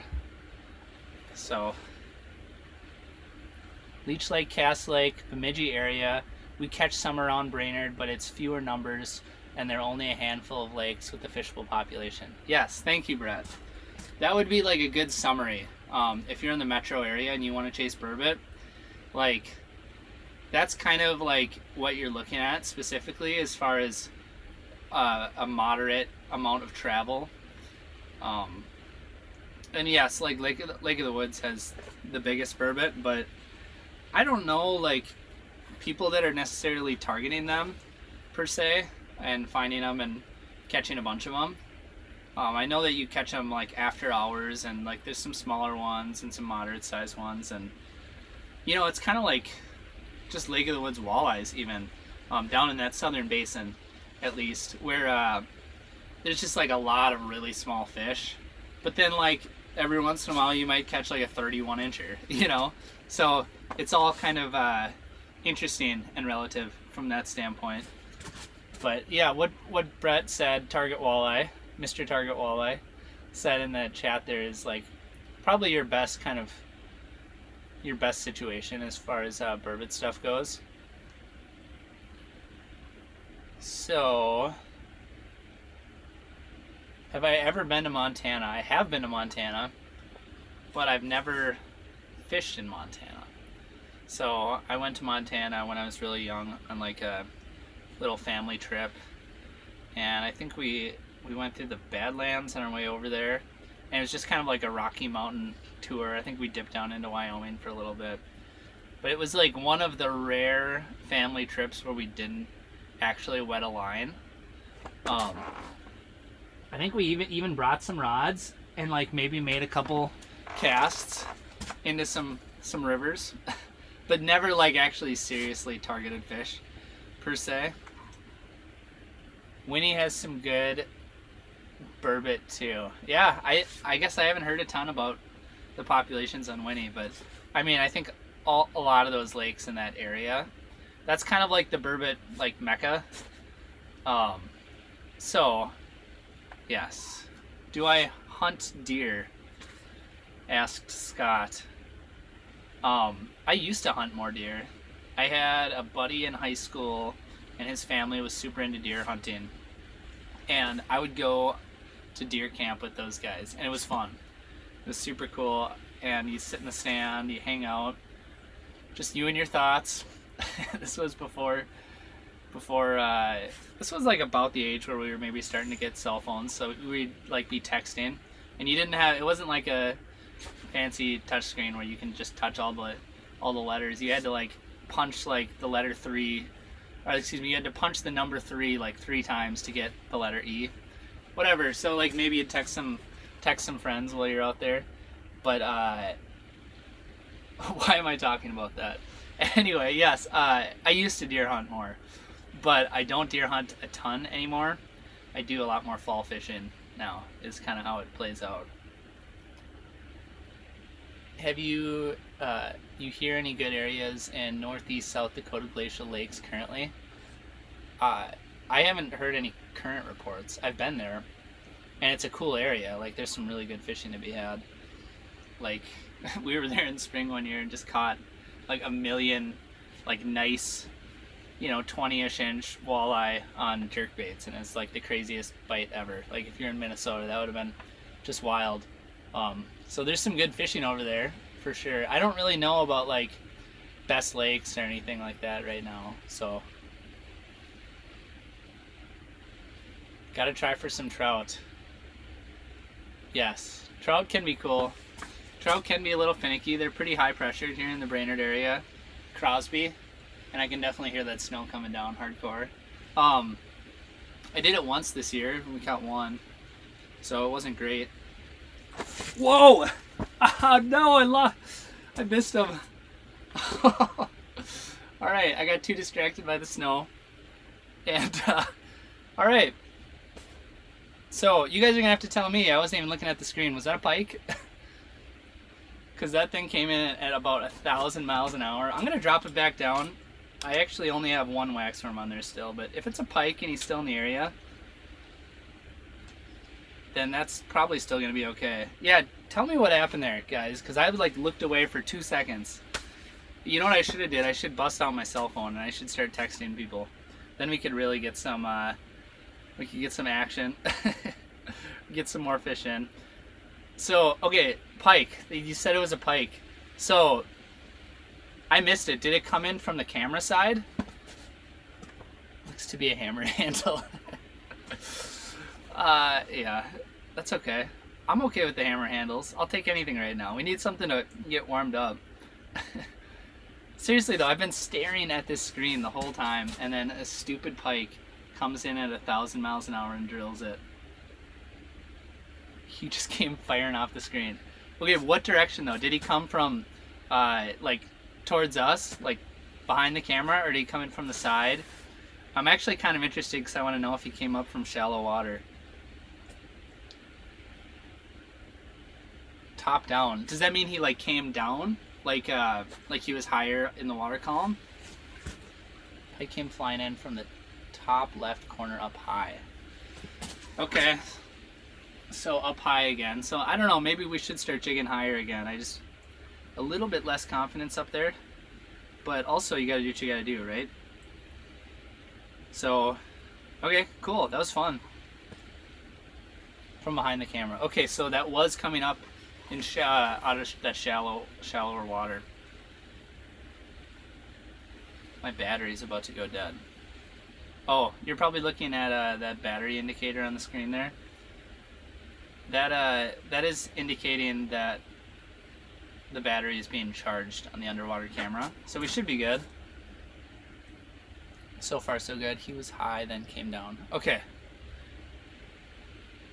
Man, looks like everybody in chat knows what happened except for me. I think that means I need another bite of the burrito. Actually, I need to get some more worms back on this thing. We're down to 1 worm. What do you guys think? If I didn't have any worms on there, would that fish a bit? Just kidding. If it came in as fast as I think it did, then I don't think the stinking worms would have mattered. Alright, let's rig back up here. Like I said before, I just like to get 1 worm on each little hook on the treble. I had the best name for the little treble hooks that come up. Maybe Brett can remind me because I told Brett about it. It was oh, it's something like a deer. Sorry, now I'm just saying random words. Like what do you call the deer antlers? Like each different spike that's coming up. That's what I call the treble hook spots there. And now you guys have no idea what I'm talking about. Okay. Tines, yes. That's me and Brett decided that the best name for the different hooks that are the 3 different hooks that are coming up out of the treble hook. Those are the tines of the hook. The tines of the treble hook. There, thanks for saving me, guys. I swear I know what I'm talking about, and I'm not just jabbering nonsense. There, so maybe that's a better answer to the do I deer hunt. I can't remember the name of tines. So no, I haven't deer hunted very much in the last 8 years. Like I probably sat out with a rifle like maybe 3 or 4 times in that time period. So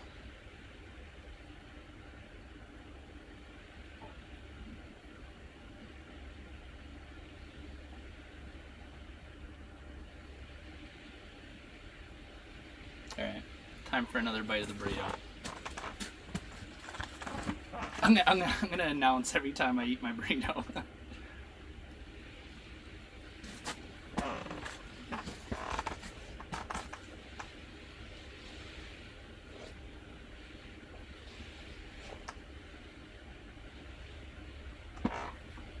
Am I gonna film with Doug Wagner again?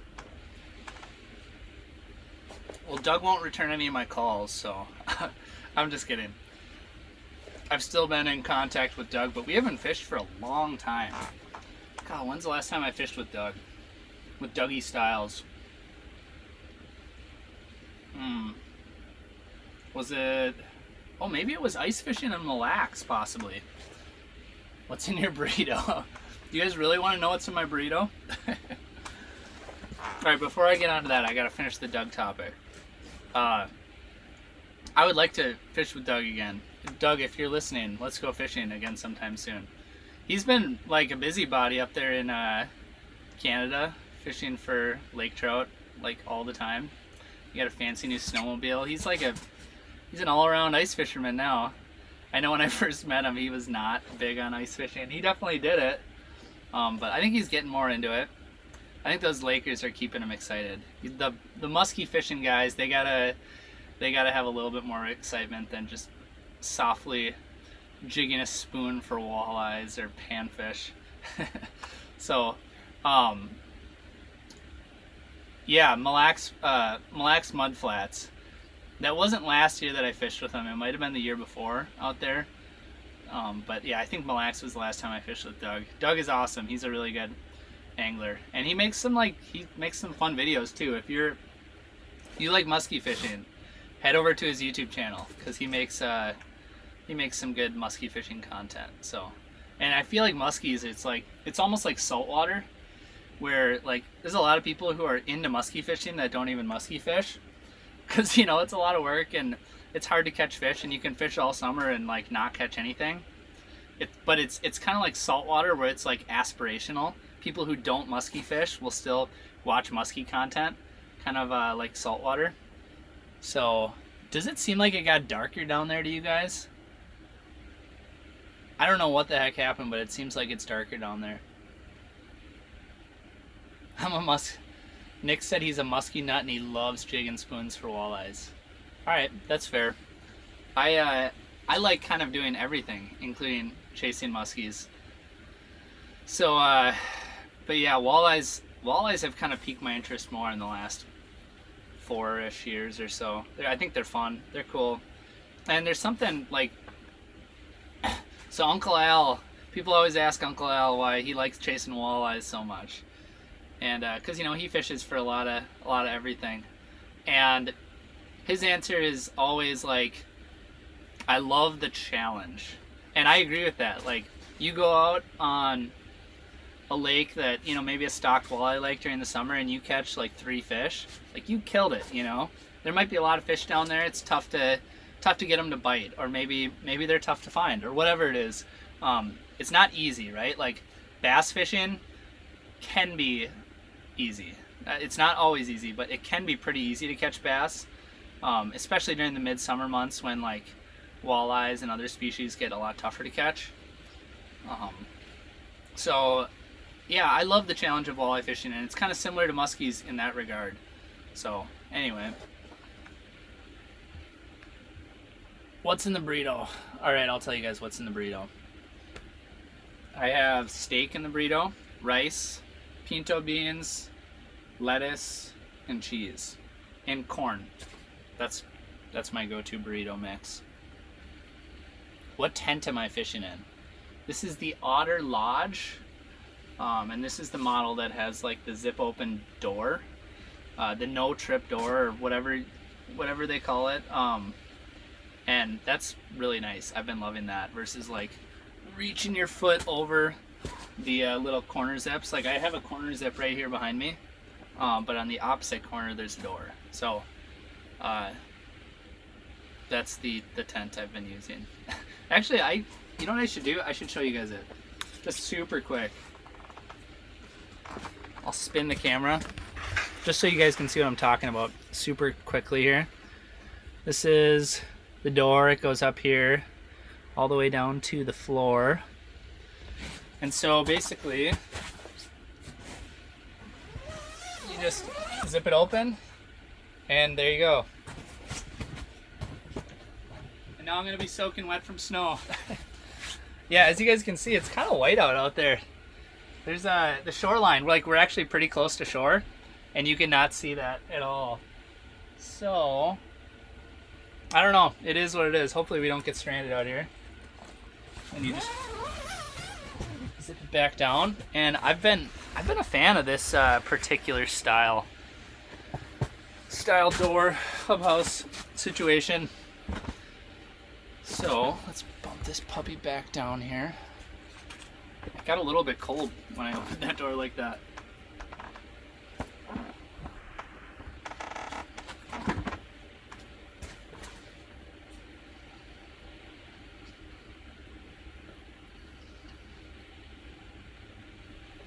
fall deer hunting gets in the way of fall muskie fishing. I agree.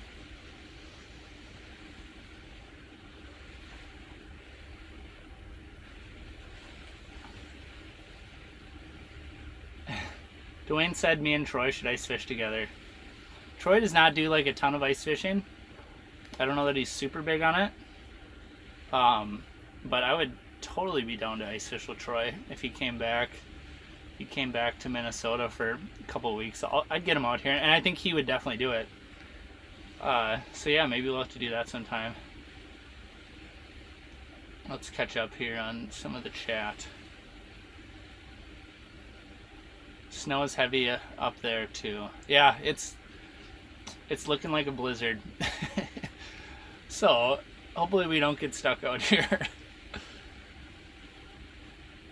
Going to fish lake trout on Superior in 8 days. Bucket list trip. Yeah, that would be really fun. I don't know. Maybe you guys can let me know. I don't know that people catch like a ton of fish per se when they're lake trout fishing on Superior. But when you get into them, like you can catch some really, really giant ones, which is cool. And you sometimes I've seen people, they fish insanely deep water too.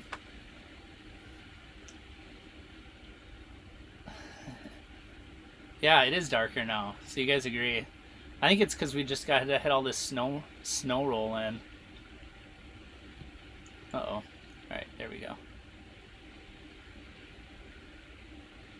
Snow is really heavy. Possibility of Minnesota makes bass season catch and release year-round in Wisconsin. Okay, so that is a fun topic. And the reason why it's fun is because I've been thinking about it a lot lately, and wow, you can like barely even see my bait at all anymore. Wow, is it really getting that dark outside? Okay, oh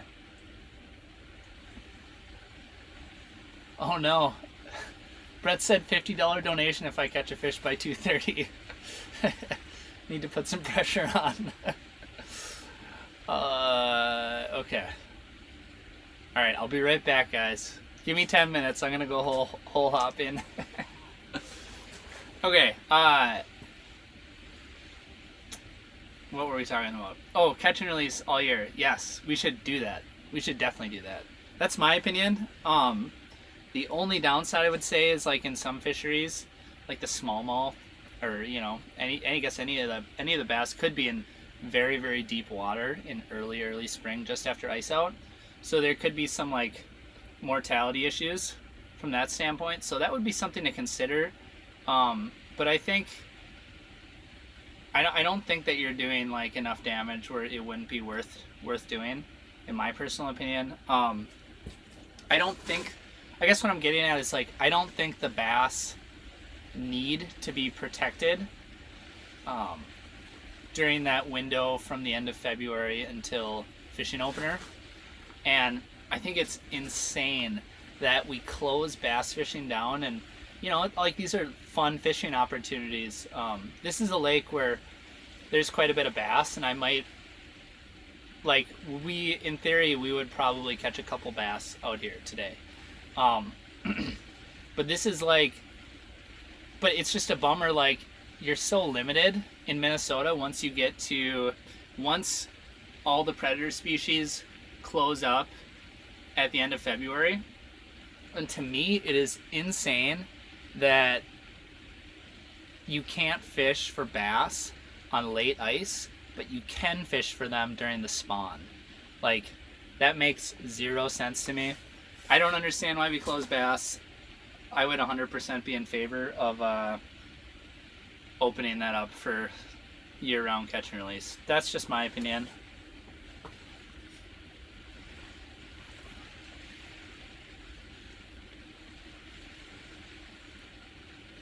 All right, catching up with the comments here. Yes, catch and release all year for bass. I'm 100% down. If Brett was here, he'd showed me up. Yes, I think he would. Looks like Murda hopped on the chat here. How's it going, Murray? This was way cooler like 10 minutes ago before this snowstorm hit, and it got really stinking dark down here. So yeah, we had one pike come in and take a look. Plus then we had sorry, got caught up reading the comments. We had one pike come in and take a look, and or no, we had one pike come in and take a bite, and we had two bass come in and take a look. But all in all, it's been like pretty stinking slow. I don't know if we've been fishing for what, like maybe 2-ish hours or so, or 2.5? No, 2 hours. So anyway, that's what we got going on. But I think I'm gonna move shallower. I don't know how I'm gonna move, but I think that has to happen. Actually, you know what? I think that you guys should tell me in the comments, do you think I should move or not?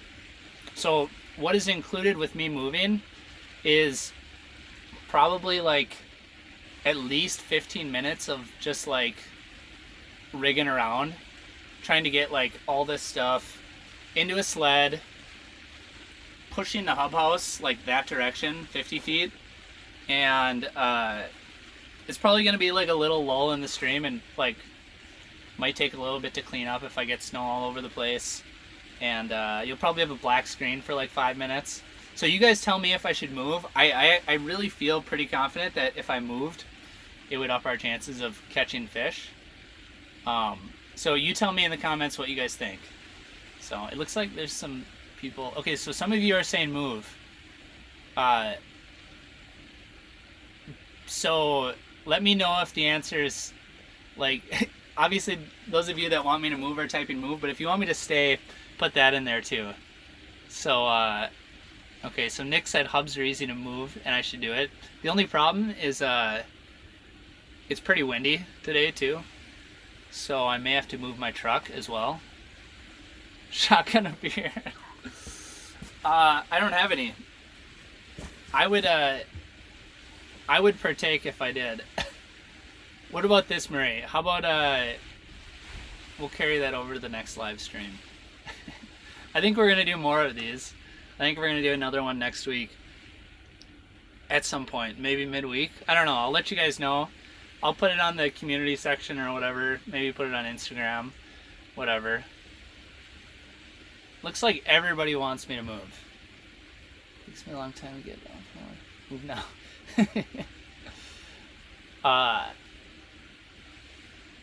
If you're quick, you can scroll. Alright, so I got 4 more minutes to get 50 of Brett's dollars, so I'm gonna do that. I'm gonna stick here for at least 4 more minutes. But it looks like make the move now. We'll wait. Everybody wants me to move. I don't think anybody is in favor of. Okay, Brett. Today's Thursday. You're not doing anything, right? You should come out here and join us. You could be out here in 30-something minutes. All right. If you guys want Brett to come out and fish with me, you should. I don't know. Maybe write it in the comment section or something like that. Because I'm gonna be out here doing this for a while. Well, I shouldn't. Maybe like move to the bar. Probably like at least 2 more hours, I think. Move, please. I love that John said, please move. Like, please get the heck out of here. Like, this is terrible. Get out of here. You need to move. I'm going to actively jig for 3 more minutes and then we're going to move. This is actually going to be a good experiment because we're going to get like a good feel for how much of a pain in the butt it is to move with all this stuff. So the whole point of this stream is like to experiment. So I wanted to know if like that camera and this audio setup with my computer is good enough. Is there a battery indicator on the power box? Yeah, I'd be interested to know how much more time we have. Okay, so I think we still have, I would say roughly 50% of my battery available. So we get to fish for a little bit here. Tempting? Just come on out. Just drive out with your truck. You know where I'm at. And you know I'm close. I think you guys in the comment section, you got to encourage Brett to get out here and fish with me for a little bit. Just don't forget a bucket. Murray, you can come too if you're close enough. I don't know where you're at right now. I know where Brett's at. He's sitting on his couch.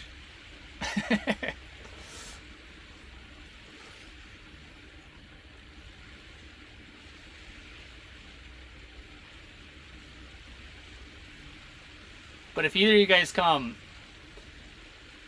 you have to bring a bucket to sit on. I don't have any more chairs. Alright, I got 1 more minute to win 50 of Brett's dollars.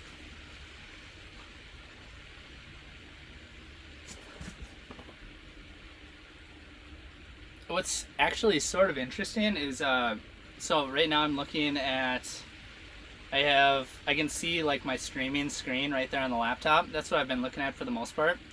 But I also have my underwater camera screen right there. And I can actually see my bait pretty good on the underwater camera.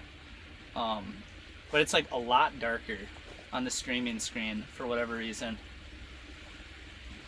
So it is what it is. Like this actually would be pretty fishable and you can see pretty good. So anyway, just thought I'd share that with you guys.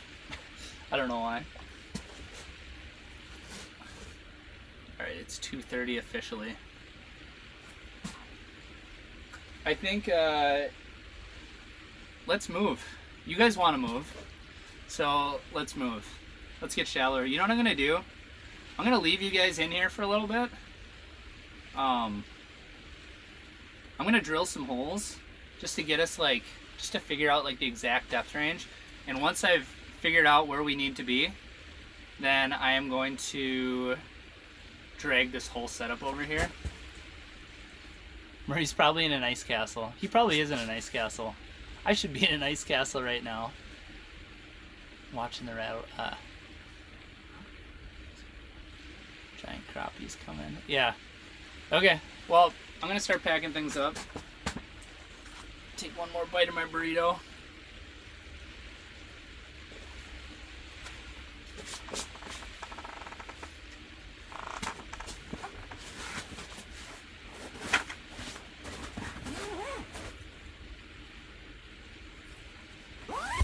Definitely whiteout conditions.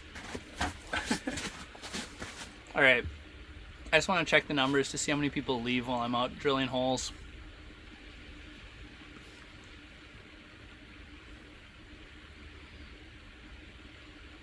Okay. I'm going to for sure be back in 5 minutes.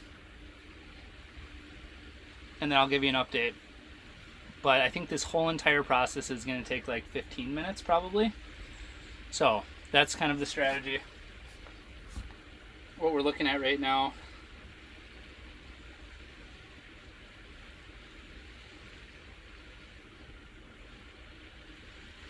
Alright. Be back in a minute.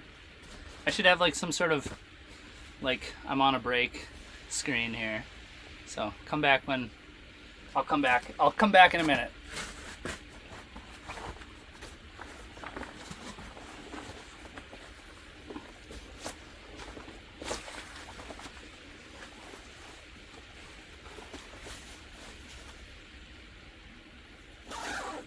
Hasta luego.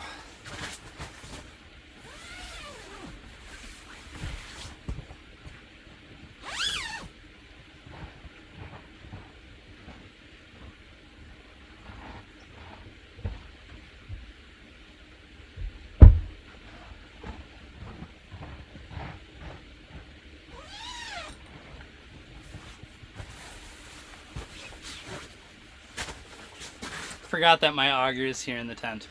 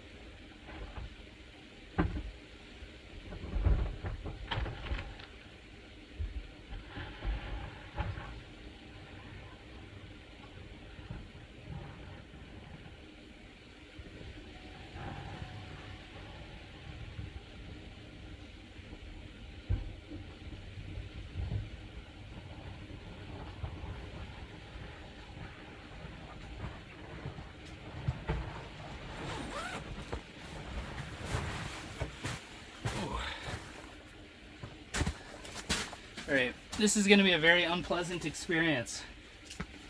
She is nasty out there. I'm tempted, but we need to scramble to get back. At daycare at 4:45.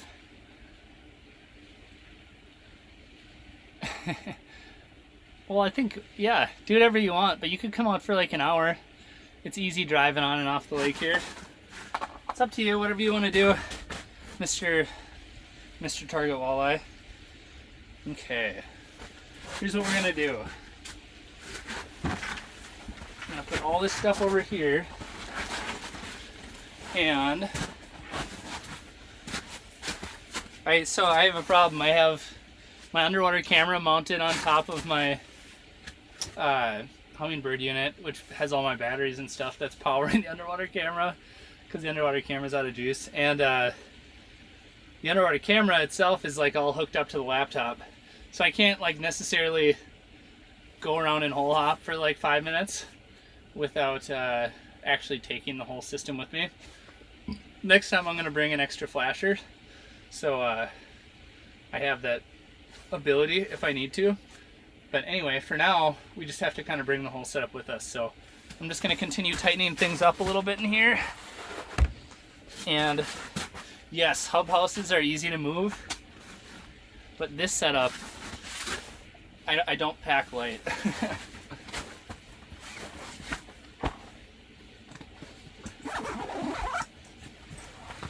But we're going to try and make this as seamless as possible too, so. Oh man, the burrito's falling apart.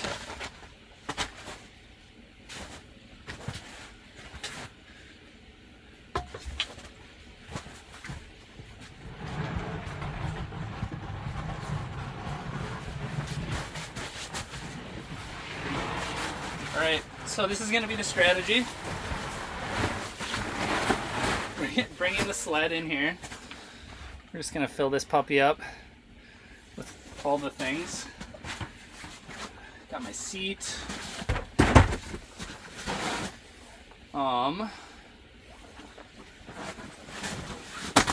Put this down here. Power box.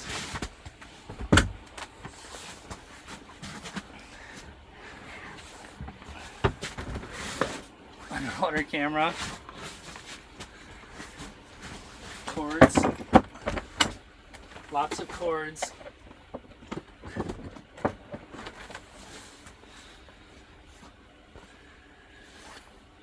We'll get this guy right over here.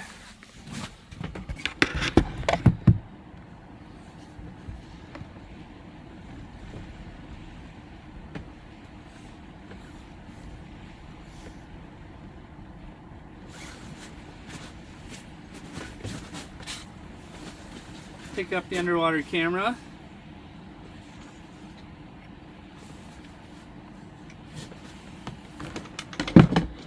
Get all that in there. I don't know what the best view is going to be while we're doing this. Maybe the big boy full frame.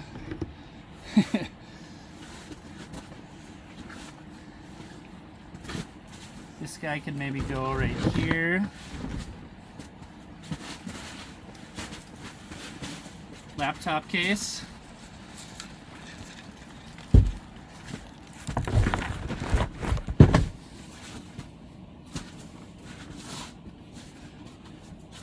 Other power box that I'm not using.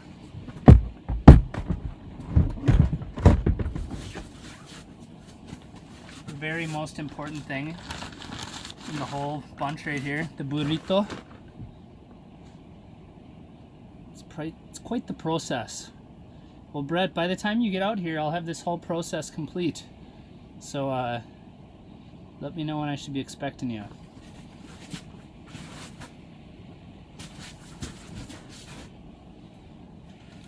Got the old rods.